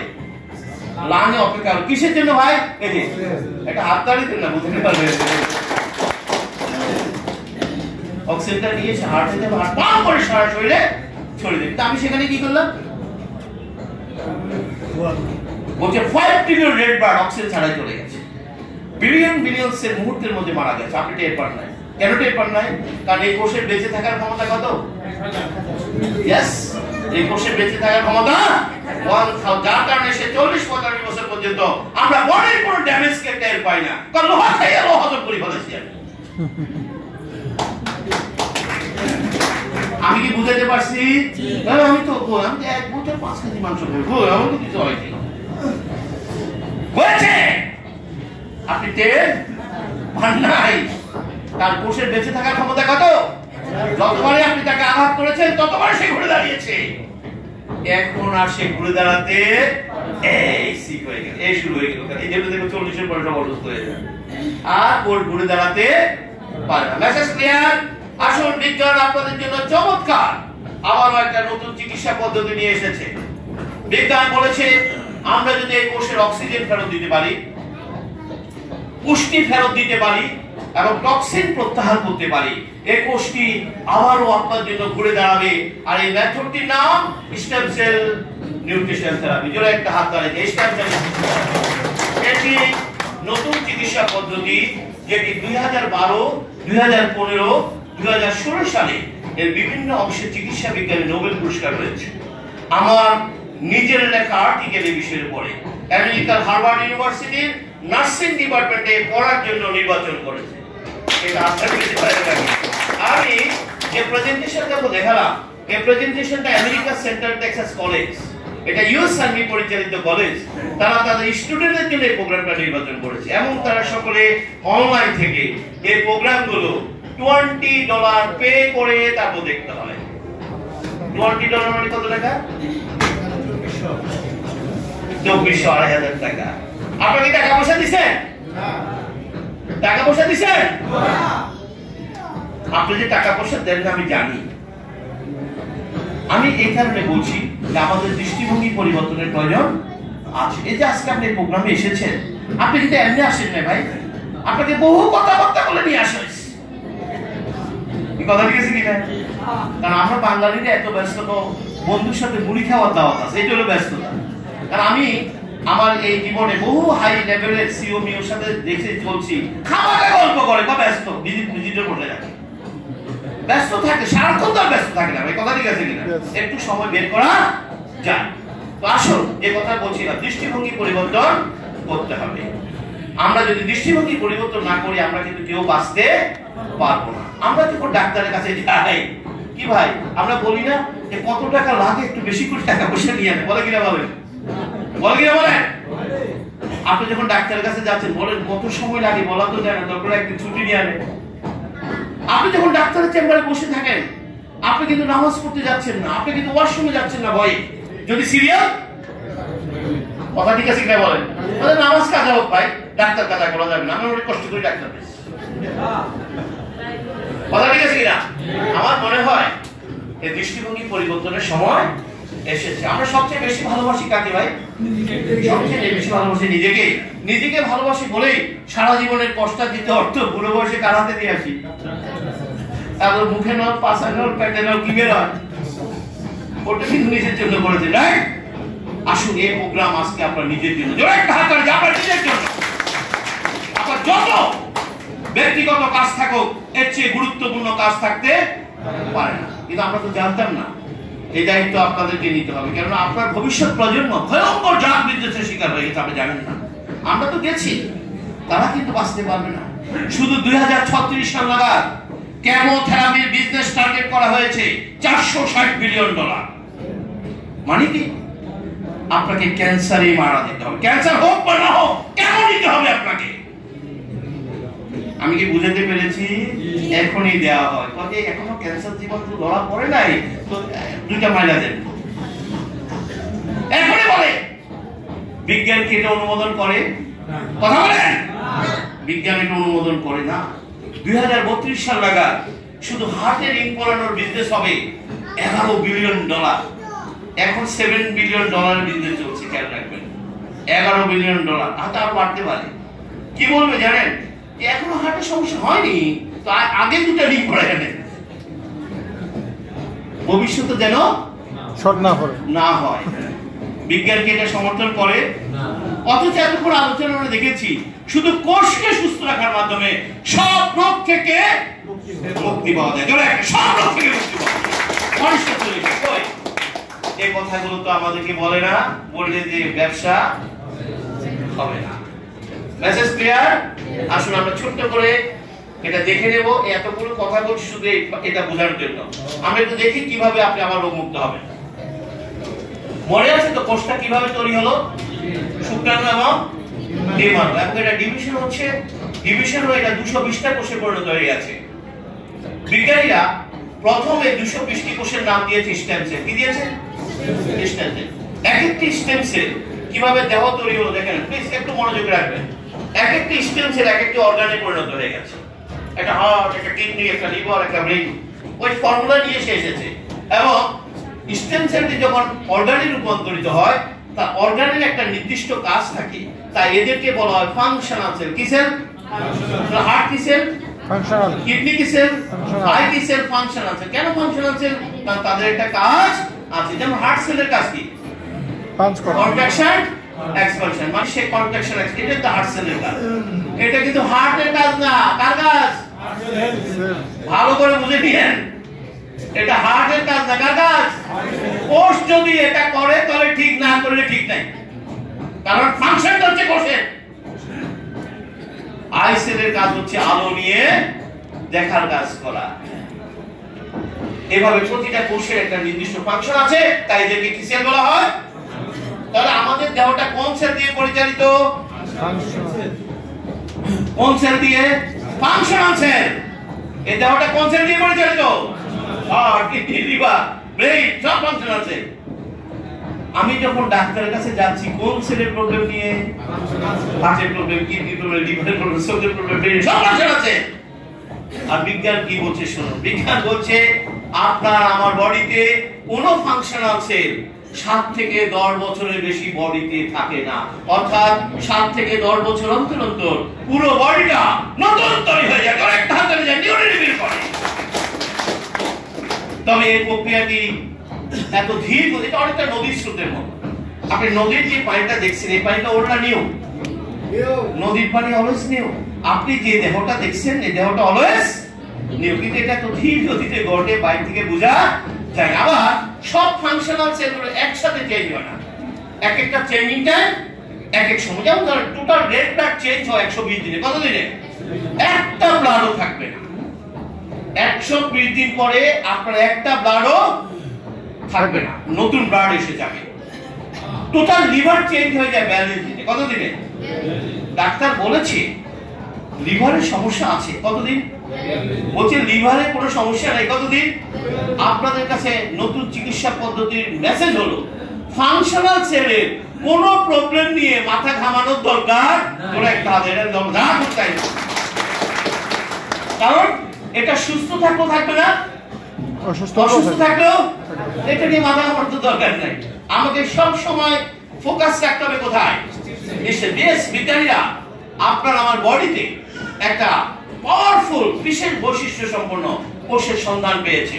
এটা আগে থেকে ছিল, তারা জানতো না, এটা তারা আবিষ্কার করেছে যে আপনার বডিতে একটা বিশেষ ক্ষমতা সম্পন্ন কোষ রয়েছে, যে কোষটির কাজ হচ্ছে যখনই যে ফাংশন আছে বডি থেকে চলে যাবে সাথে সাথে সে জায়গাটা রিপ্লেস করে দেবে, রিপ্লেস করে দেবে। আর এই স্টেম সেলের ক্ষমতা হচ্ছে এটি যে কোনো কোষে রূপান্তর হতে পারে। চিকিৎসা বিজ্ঞানের চূড়ান্তকারী আবিষ্কার, জোরে একটা হাতার যায়। এই কথাগুলো ডাক্তাররা কখনো রোগীদেরকে বলবে। আচ্ছা বলুন তো দেখি, এই ছোট্ট আলোচনা ডাক্তারদের কোনো কাজ আছে কি?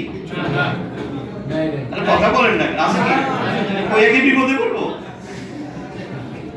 কোনো তো কাজই তো নেই, আমার তো ব্লাডই নেই, আমার তো অঙ্গই নেই।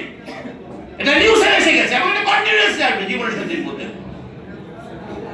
বিজ্ঞান বলছে এই স্টেম সেল 1000 বছর পর্যন্ত দায়িত্ব পালন করতে পারে। কত? 1000 ইয়ার্স। এর জন্য মানুষ 1000 বছর পর্যন্ত বেঁচে থাকতে পারে। আজকে কি কথাগুলো ক্লিয়ার হচ্ছে তো নাকি? এটা পাওয়ারফুল একটা কোষ, সে নিজেই 1000 বছর পর্যন্ত দায়িত্ব পালন করতে পারে, কিন্তু বাকিরা 7 থেকে 10 বছর। এর জন্য দেখেন মানুষের আর্লিয়ার কেন ডেথ হয়, বা একটা কারণ কি, স্টেম সেল যত দুর্বল হতে থাকে তার কিন্তু ফাংশনাল সেল কি হতে থাকে, অকেজ হতে থাকে, এবং একটা পর্যায়ে মৃত্যু ঘটে। আসুন আমরা দেখেছি যে আমাদের ফাংশনাল সেল বডিতে থাকে না। আমি ছোট্ট একটা উদাহরণ দিয়ে আলোচনাটার ইতি টানবো। রেড ব্লাড, তাহলে আপনি আরো ভালো বুঝতে পারবেন। রেড ব্লাড, আচ্ছা রেড ব্লাডের বয়স কত? রেড ব্লাডের কাজ কি? অক্সিজেন ক্যারি করা। আচ্ছা রেড ব্লাড যদি অক্সিজেন ক্যারি না করে আমি সর্বোচ্চ কতক্ষণ বাঁচবো? পোস্ট 1.5 মিনিট ব্রেক। আচ্ছা তাহলে আপনি 50 বছর কিভাবে বেঁচে আছেন? কখনো কি নিজেকে জিজ্ঞেস করেছেন? আমরা কিন্তু এই প্রশ্ন জিজ্ঞেস, আরে আমি তো ব্লাড, তো ব্লাড ছাড়া মানুষ বাঁচে কিভাবে? অত ব্লাড কিন্তু নাই, আমি কিন্তু বেঁচে আছি। উত্তর হলো এই, বিজ্ঞান বলছে প্রতি সেকেন্ডে আপনার বডিতে 20 লক্ষ রেড ব্লাড মারা যায়। এটা কি নেচার না নেচার? তার বয়স ফুলে গেছে, তার মৃত্যু ঘটেছে। তাহলে বলুন তো দেখে 2 ঘন্টায় কি পরিমাণ রেড ব্লাড মারা যাচ্ছে? কয়েকশো মিলিয়ন। কথা ঠিক আছে? আচ্ছা এত রেড ব্লাড মারা যাওয়ার কারণে আমাকে রেড ব্লাডের সংখ্যা কমে যাওয়ার কথা না? কমেনি। কেন কমেনি জানেন? বিজ্ঞান বলছে যে পরিমাণ রেড ব্লাড প্রতি সেকেন্ডে মারা যাচ্ছে ঠিক সম পরিমাণ রেড ব্লাড স্টেম সেল জোরে একটা হাতে পুশ করে দিয়েছে, যার কারণে 50 বছরেও আপনার রেড ব্লাড কমে নি, আমি দিব্যি বেঁচে আছি, কোনো সমস্যা নেই। আচ্ছা বলুন তো দেখি, রেড ব্লাড কমে গেলে একটা রোগের নাম অ্যানিমিয়া। অ্যানিমিয়া কমন একটা ডিজিজ, ঘরে ঘরে দেখবেন রক্ত পড়ে গেছে, রক্ত ঝরে গেছে, রক্ত শূন্য হয়ে গেছে, আর রক্ত পড়েও নাই, ঝরেও নাই, রক্ত শূন্য হয় না। ডিজিজ কোথায়? New blood. কথাগুলি বুঝতে পারছেন? রক্ত ঝরেও নাই, পড়েও নাই, শূন্য হয় নাই, সমস্যা কোথায়? নিউ ব্লাড তৈরি। আচ্ছা বলুন তো নিউ ব্লাড যদি তৈরি না হয় লোকটা কি বাঁচবে? রক্ত তৈরি হলে তো অক্সিজেন ক্যারি হবে না, অক্সিজেন ক্যারি না করলে আমি বাঁচতে পারবো না। তাহলে আপনি এই সমস্যা নিয়ে কার কাছে যাবেন? কার কাছে যাবেন? আপনি এই সমস্যা নিয়ে ডাক্তারের কাছে যাবেন, আর এই বিষয়ে বিশেষজ্ঞ ডক্টরকে বলা হয় হেমাটোলজিস্ট। হেমাটো মানে ব্লাড, লজিস্ট মানে বিশেষজ্ঞ। আচ্ছা বলুন তো দেখি, রেড ব্লাডের বয়স কত? তাহলে হেমাটোলজিস্ট কতদিনের ডাক্তার? বুঝেন না মনে আমি কি বলছি? আর ব্লাডের জন্য আমি কার ট্রিটমেন্ট দেব? কথা ঠিক আছে কিনা? অতটুকু না, ডিগ্রি নিতে লাগছে 6 বছর। ডিগ্রি নিতে লাগছে কয় বছর? আর উনি ডাক্তার কত দিনে? আসুন ডক্টর সাহেব, এই যে আজকে কেন শুনে রাখেন, কেন ডাক্তাররা রোগীদের ব্লাড মাপে? শুনে নেন, কিছু কথা জেনে নেন কেন ব্লাড মাপে। ডক্টর সাহেব প্রথমে যে কাজটি করবেন, তিনি রোগীর ব্লাড মাপবেন, অর্থাৎ রোগীর হিমোগ্লোবিন দেখবেন। হিমোগ্লোবিন কি? রেড ব্লাডের উপরে একটা লাল আবরণ থাকে, আবরণটাকে কি বলা হয়? হিমোগ্লোবিন। মূলত অক্সিজেনটা রিসিভ করে হিমোগ্লোবিনে, অক্সিজেনটাকে রিসিভ করে। এর জন্য পৃথিবীর সব ডাক্তাররা রোগীদের হিমোগ্লোবিন মাপে। দেখেন একটার সাথে একটা লিংক আছে কিন্তু হিমোগ্লোবিন মাপে, কারণ আমরা জেনেছি অক্সিজেন ছাড়া মানুষ বাঁচে না, অক্সিজেনটা ক্যারি করবে কি? এই জন্য তিনি হিমোগ্লোবিন মাপেন। একজন সুস্থ মানুষের দেহে হিমোগ্লোবিনের পরিমাণ থাকবে 12 থেকে 14%। কত পার্সেন্ট? কথাগুলি ভালো করে শুনেন, কত পার্সেন্ট? সুস্থ মানুষের মানে তার বডিতে পর্যাপ্ত হিমোগ্লোবিন আছে, অক্সিজেন লেভেল ওকে। আচ্ছা, ডাক্তার সাহেব হিমোগ্লোবিন মেপে পেলেন 7%। কত পার্সেন্ট? আচ্ছা বলুন তো দেখি, তিনি তো অনেক বড় ডাক্তার, হেমাটোলজিস্ট, তিনি কি ভেবেছেন? তিনি কিন্তু 3টা কথা ভেবেছেন। ডাক্তার কিন্তু অনেক বড়, ভেবেছেন কয়টা কথা? 3টা। হিমোগ্লোবিন কম মানে অক্সিজেন লেভেল কম, আর অক্সিজেন লেভেল কম মানে সবচেয়ে বড় ঝুঁকিতে কে আছে? সে বলজনের ঢাকায় সে বলজুরি আছে পাবেন না, কারণ সবচেয়ে বেশি অক্সিজেন তার দরকার। অক্সিজেন ক্যারি করবে কে? হিমোগ্লোবিন কম মানে উনি স্ট্রোকের ঝুঁকিতে আছেন। এই জন্য ডাক্তার সাহেব দ্রুত গতিতে সিদ্ধান্ত দেন রোগীকে কি দিতে হবে? ব্লাড দিতে হবে। আজকে ভালো করে শুনে নেন কেন ব্লাড দিতে বলা হয়। কারণ ব্লাড তো কখনো ল্যাবে তৈরি হয় না, ব্লাড তো কখনো সাইন্টিস্ট বানাতে, ব্লাড মানুষের দেহে তৈরি হয়। তাই মানুষের দেহে রক্ত মানুষের দেহে প্রবেশ করিয়ে তার ব্লাড লেভেল বাড়িয়ে দিতে হয়, তার সামনে অন্য কোনো বিকল্প নেই। দেখবেন দুর্ঘটনায় রক্তপাত ঘটলে অনেক মেয়েদের সন্তান প্রসবের পর প্রচুর রক্তপাত ঘটে। আবার যাদের স্টেম সেল দুর্বল তাদেরও কিন্তু ব্লাড সেল তৈরি হয় না। প্রত্যেকের ক্ষেত্রে ডাক্তার বলবে ব্লাড দিতে হবে, তার সামনে কোনো বিকল্প নেই। মেসেজটা কি ক্লিয়ার? কোনো বিকল্প নেই, ব্লাড দিতে হবে। আচ্ছা, 3-4 প্লেট ব্লাড দেওয়ার পর ডাক্তার সাহেব আবার ব্লাড মাপালেন, মেপে কি বললেন? ওকে। কি ওকে? তার হিমোগ্লোবিন লেভেল বেড়ে গেছে। হিমোগ্লোবিন বেড়ে গেছে মানে কি বেড়ে গেছে? অক্সিজেন লেভেল বেড়ে গেছে। অক্সিজেন লেভেল বেড়ে গেছে মানে সে কিন্তু স্ট্রোকের ঝুঁকি থেকে, দেখুন ডাক্তার একটা টিক চিহ্ন বলে এখন টেনশন নাই, আজকে ভালো করে শুনবেন। আমরা বলি তিনি হার্ট অ্যাটাকে মারা গেছেন, তিনি কিডনি ডিজিজে মারা গেছেন, তিনি ক্যান্সারে মারা গেছেন। নো, একজন মানুষের সর্বশেষ মৃত্যু ঘটে যখন কোষ অক্সিজেন হারিয়ে ফেলবে, জোরে ডাক্তার যায়, এর আগ পর্যন্ত কোনো মৃত্যু ঘটবে। Message clear? Message clear? বলছি ক্যান্সারে মারা গেছে, কিন্তু আসলে ক্যান্সারে মারা, কিন্তু শেষ মুহূর্তটা মৃত্যু করছে সেল যখন কি হারিয়ে ফেলছে তখনই তার মৃত্যুটা ঘটে গেছে। আমি কি বুঝাতে পেরেছি? খেয়াল রাখতে হবে। আমরা ডাক্তার সাহেব যে 3-4 ব্যাগ ব্লাড দিলেন সেটা কিন্তু থাকবে না, থাকবে কি? এমন কি হলো হিমোগ্লোবিন লেভেল উঠে গেল, কিন্তু তিনি একটা কাজ করেছেন কি জানেন?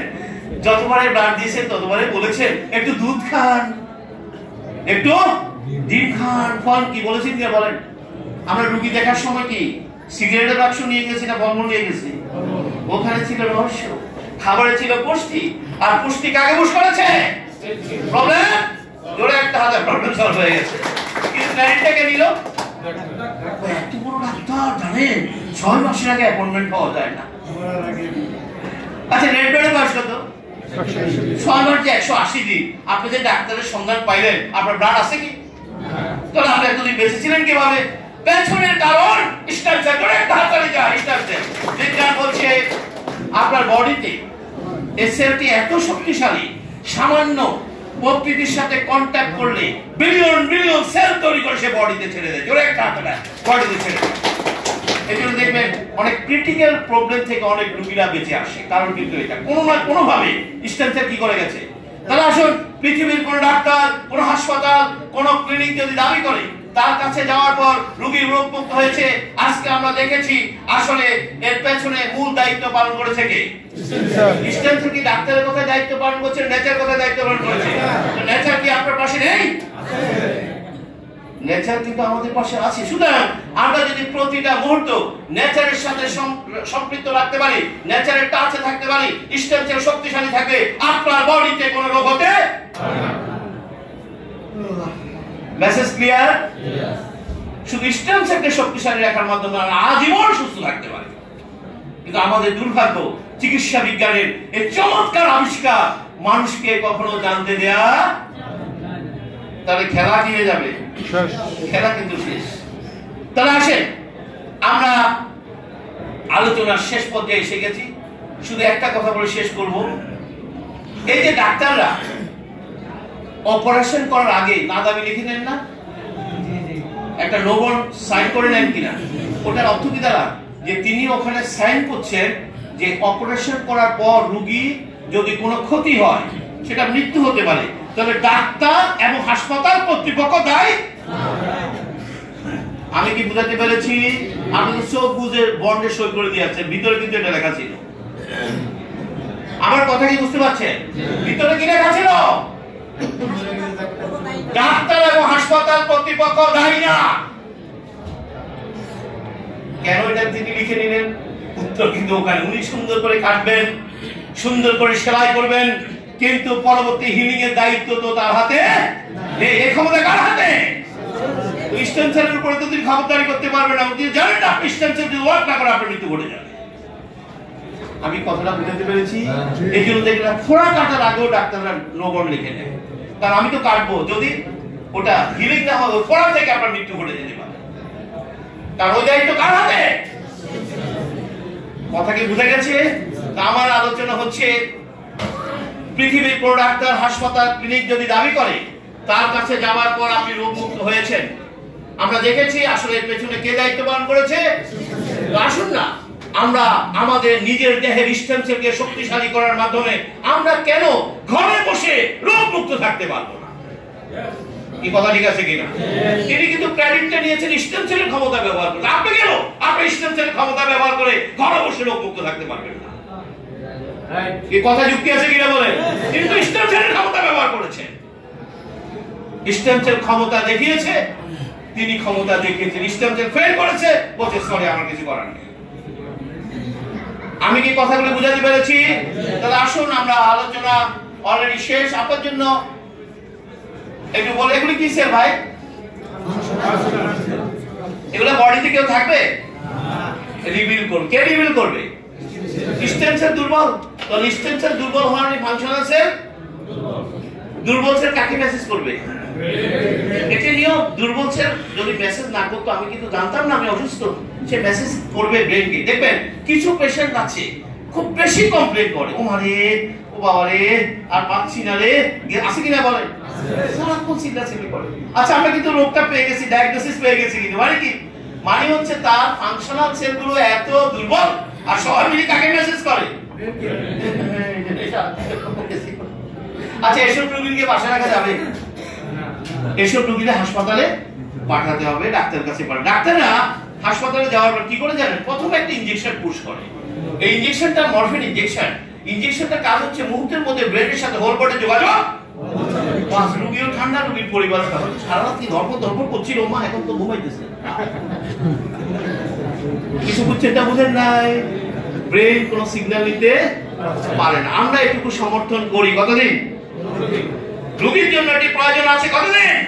কিন্তু রোগী যদি এটা না, বড় হাসপাতাল না, বড় ডাক্তার না, ওনার এটা খাইলে তো দিলে তো ভালো লাগে, তাও এটি বিপদে পড়ছে। অলরেডি আমরা বিপদে আছি। কি হয় জানেন? আমাদের রোগীরা কি করে জানেন? যে ডাক্তারের ডাক খাইয়া মজা পায় সেটা কোলন বালিশের নিচে রাখে। ভাই কথা ঠিক আছে কিনা? বা বোম্বের ডাক্তারে লিখছে, তো ঢাকা মেডিকেলের বড় প্রফেসর লিখছে, ওইটা আসেনি। দোকানে গিয়ে কলম দেখায়, আর কলম দেখা দেখা ড্রাগ খায়। আমরা সমর্থন করি কতদিন? আপনি যদি দিনের পর দিন এটা করতে থাকেন, বুঝছেন তো কি ঘটনা ঘটবে। এজন্য যদি ইমার্জেন্সি ড্রাগের দরকার আমরা নেব কতদিন? সাথে সাথে কাকে বুশ করতে হবে? আমি স্টেম থেকে বুশ করব। স্টেম সেল যখন অ্যাক্টিভ হয়ে যাবে, রিপেয়ারিং কাজটা কমপ্লিট করবে, প্রবলেম জোড়া একটা হয় প্রবলেম। কিন্তু আমি এই কাজটা কেউ করি না, শুধু ড্রাগ খেতে থাকি। তাহলে আসুন আপনার জন্য প্রেসক্রিপশন ও 6টি খাবার একটু দেখে নেন। কোষের 6টি খাবার দেখে নেন। Amino acid, glucose, fatty acid, vitamin, mineral, কোথায় পাওয়া যায়? এগুলো শুধু প্রকৃতি রান্নাঘরে পাওয়া যায়? এগুলো শুধু প্রকৃতিতে পাওয়া যায়। এখানে দেখছেন কালো ভুনা আছে কোথাও? নাই? গরুর ভুনা, সিএফসি, কেএফসি, ডিএফসি আছে কি? 40 বছর ধরে তো এগুলি খাইছে। আমার কথা কি বুঝতে পেরেছেন কি বলতে চাইছি? কোষ কিন্তু এর বাইরে কোনো খাবার খাবে না, জোরে ডাক্তারে যায়, এর বাইরে কোনো খাবার খাবে না। বিজ্ঞান কিন্তু সব বলে দিয়েছে, কিন্তু এর বাইরে কোনো খাবার খাবে না। আপনার খাবার তো এগুলো নাই, খাইছি তো কালো ভুনা, কোষ খুঁজে দেখছি খাবার নাই, বাস শেষ। খেয়াল রাখতে হবে আসলে এই 6টি পুষ্টি কোষের দরকার, আর এগুলি প্রকৃতিতে পাওয়া যায়। লিভেন গ্লোবাল আপনাদের জন্য যে প্রোডাক্টগুলো নিয়ে এসেছে, এগুলি ডিজাইন করা স্টেম সেল নিউট্রিশন, এগুলি রোগ নিরাময়ের কোনো ওষুধ নয়। আমরা তখন আলোচনা কি কোথাও দেখেছি রোগ নিরাময়ের কোনো ওষুধ আছে? আর কথা বলেন, পৃথিবীর কারো কাছে আছে? কি প্রতারণা হচ্ছে মানুষের সাথে? রোগ নিরাময়ের কোনো ওষুধ রোগে তো নাই। রোগ মানে দুর্বল স্টেম সেল, সুস্থতা মানে হেলদি স্টেম সেল। স্টেম সেলকে হেলদি কে রাখবে? ডাক্তার না নেচার? সহজ হিসাব। এগুলো ডিজাইন করা কোড যেগুলো আপনার স্টেম সেলকে হেলদি করবে। আপনার জন্য প্রেসক্রিপশন, আপনার জন্য প্রেসক্রিপশন। আমরা যারা আবার সুস্থতায় মরতে চাই, মরতে তো হবে নাকি? মরতে হবে। কিভাবে মরতে চাই? পেটে নাও, মুখে নাও, পাশে নাও, 10 লাখ টাকা দিতে হবে। আমরা ন্যাচারালি মৃত্যু নিশ্চিত করতে চাই, আর ন্যাচারাল মৃত্যু নিশ্চিত করতে গেলে আপনাকে এই ডিজাইনটা ফলো করতে হবে। Less cooking food 20%। আমি আর ব্যাখ্যা করব না, জেনে গেছি হাই লিপিড ফুড আপনার কোষের খাবার নয়।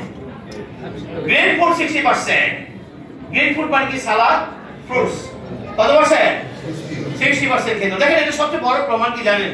বনের পশু পাখি আর মানুষের মধ্যে কোনো পার্থক্য নেই। আমরা দুটো জানোয়ার, আমরা আশরাফুল মাখলুকা, শ্রেষ্ঠ জানোয়ার। আচ্ছা, তাদের কোনো হাসপাতাল আছে? তাদের কোনো ডাক্তার আছে? আপনার কেন দরকার হয়? উত্তর একটা, তাদের কোনো রান্নাঘর নাই। তারা প্রকৃতির খাবারগুলো সরাসরি খেয়ে ফেলে, আর আমরা জানোয়াররা এগুলোকে ধ্বংস করে বডিতে দেই। আমার সেল কি হয়ে যায়? আচ্ছা বলুন তো, সেল ড্যামেজ হওয়ার পরে এটাকে রিকভারি ডাক্তার করতে পারবে? নিশ্চয় আলোচনাতে ডাক্তারের ক্ষমতা নেই। কিছুদিনের জন্য আমার সাহায্য নিতে হতে পারে, কিন্তু রিকভারি তিনি করতে পারবে না। কারণ রিকভারি করার জন্য আমাকে আবারও প্রকৃতির সাহায্য চাইতে হবে। আসুন না, আমরা যখন এখনো ধারণা করছি আমরা সিরিয়াস কোনো রোগে আক্রান্ত হই নাই, এখন থেকে সেল নার্সিং শুরু করেন, যেন ডাক্তারের কাছে যেতে একটা খরচ বাঁচা গেলে। ওই খরচটা যদি ইমার্জেন্সি হয়, এটা করতে হবে, কিন্তু আমি বলে দিলাম ওটা করতে হবে। দরকার কি? আপনি এখন থেকে শুরু করেন। Message clear? তাহলে আসুন আমরা হার্বাল ফুড, হার্বাল মেডিসিন আর হার্বাল মেডিসিন, হার্বাল প্ল্যান্টস, প্রকৃতির গভীর সমুদ্রে, হাই মাউন্টেনে, ডিপ ফরেস্টে এমন কিছু প্ল্যান্টের সন্ধান বিজ্ঞানীরা পেয়েছে। আগে রাজারা খেত, এখন বিজ্ঞানের বদলে ল্যাব এসেছে, কাল্টিভেশন হচ্ছে, এবং বায়োমেডিক্যাল ইঞ্জিনিয়ারিং প্রয়োগ করে সেখান থেকে এক্সট্রাক্ট নিয়ে এই ধরনের ডিজাইন করা ফুড তৈরি করেছে, যেগুলো দিতে হয় কোথায়? কোথায় দিতে হয়? জীবের নিচে। কেন জীবের নিচে দিতে? আমরা জেনেছি আমার বডিতে সমস্ত রক্ত সঞ্চালন লাইন কত কিলোমিটার? 1.5 লক্ষ কিলোমিটার। তো রক্ত সঞ্চালন লাইন কি আমার জীবের নিচ দিয়ে যায়? গেছে। জীবের নিচ দিয়ে যে রক্ত সঞ্চালন লাইনটা, এটা সরাসরি হার্টের সাথে কানেক্টেড, মানে অল্প ডিস্টেন্সে। এর জন্য অনেক মেডিকেল ড্রাগসও জীবের নিচে দেওয়া হয়। মেডিকেশনের টার্গেট হচ্ছে সেটা পুষ্টি হোক, খাবার হোক, অথবা ড্রাগস হোক, যত তাড়াতাড়ি ব্লাডে রিচ করবে তার অ্যাকশন তত তাড়াতাড়ি। এটা হলো মেডিকেশনের সিস্টেম। এর জন্য তারাও কি করে? সরাসরি অনেক সময় ইন্টারভেনাস ইনজেকশন দিয়ে ড্রাগগুলো রক্তে দিয়ে দেওয়া হয়। সূত্রটা কি? কারণ যতক্ষণ ব্লাডে না আসবে, সেটা খাবার হোক, পুষ্টি হোক, অ্যাকশনে যাবে। এগুলো সেম ডিজাইন করা নিউট্রিশন, এটা এমন ন্যানো পাউডার করা হয়েছে, এটা সরাসরি জীবের নিচ দিয়ে অ্যাবজর্ব হয়ে কোথায় চলে যায়? আর লিঙ্কটা হার্টের সাথে। হার্ট প্রতি মিনিটে 70 থেকে 72টা পাম্প করে 5 থেকে 6 লিটার রক্তকে 1 মিনিট সময়ের মধ্যে 3 লক্ষ কিলোমিটার রাস্তা অ্যাকশন শুরু। যারা এই মেথডটা নিয়ে আবার সুস্থতায় পালন মানে পেতে চান, তারা টানা 3 থেকে 6 মাস এটা সিরিয়াস, যারা পেশেন্ট সিরিয়াস পেশেন্ট, এটা ফলো করতে হবে। আর যারা সিরিয়াস না, তারা এখন থেকে সেগুলো প্র্যাকটিস করেন। তারা 3 থেকে 6 মাস করবেন। এই সময়ের মধ্যে ইমার্জেন্সি যদি কোনো ড্রাগের দরকার হয়, বন্ধ করা যাবে না। এখন ড্রাগ বন্ধ করা যাবে না, কারণ ড্রাগ দিয়ে আপনি কিছুটা আরামে আছে। হঠাৎ ড্রাগ বন্ধ করলে সবাই কি করবে? আমরা হাসপাতালে নিয়ে যাবে, দরকার নাই। ড্রাগ চলছে, চলো সাথে স্টেম সেল অ্যাড করেন, নিজের ডাক্তারে নিজে করেন। দেখবেন 15 দিন 1 মাস পর দেখবেন মনে যেন শরীর, মনে যেন আমি একটু কমফোর্ট ফিল করছি। দেখুন যে আমি দেখবেন যে আমি একটু ড্রাগটা কমায় দেখি, ড্রাগটা বাদ দিয়ে দেখি। ড্রাগটা কমানোর পর, বাদ দেওয়ার পর যদি আপনার বডিতে কোনো অভিযোগ না হয়, তাহলে বুঝতে হবে আপনার দেহ আপনার দায়িত্ব গ্রহণ করেছে। এভাবে একটা সেলফ ট্রিটমেন্টের মাধ্যমে আমরা আবারও দেহটাকে সুস্থ করে নিতে পারি। এখানে ড্রাগ নিয়ে যে কথাটা আমি বলবো, আপনারা যারা পেশেন্ট আছেন, দীর্ঘদিন ধরে ড্রাগ ব্যবহার করছেন, আপনি হয়তো বা জানেন না, আপনি প্রথম দিন যে ড্রাগটা খেয়েছেন, সেটা প্রেসারের ড্রাগ হোক, ডায়াবেটিসের ড্রাগ হোক, সেটা কিন্তু 10 বছর ধরে খাচ্ছেন। তাহলে 10 বছর কি হয়েছে? শুধু ডোজ চেঞ্জ হয়েছে আর কোম্পানির নাম চেঞ্জ হয়েছে। ড্রাগ চেঞ্জ হয় না। ড্রাগ চেঞ্জ করার ক্ষমতা ডাক্তারদের হাতে। এটা একটা জায়গায় ফর্মুলা হয়, পৃথিবীর সব ডাক্তাররা শুধু সেটা অনুসরণ করে। সুতরাং ড্রাগ তো পেয়ে গেছেন, আপনার হাতে যদি 5টা প্রেসক্রিপশন থাকে আপনি মিলিয়ে দেখবেন সব ডাক্তাররা একই জিনিস লিখেছে। সুতরাং যদি বেশি প্রয়োজন হয় সর্বশেষ প্রেসক্রিপশনটা ফলো করেন, আর স্টেম সেল বুস্ট করে নিজের ডাক্তারে নিজে করেন। এভাবে ধীরে ধীরে দেহটাকে সুস্থ করে তুলেন, ড্রাগ থেকে বেরিয়ে আসবেন। Thank you very much.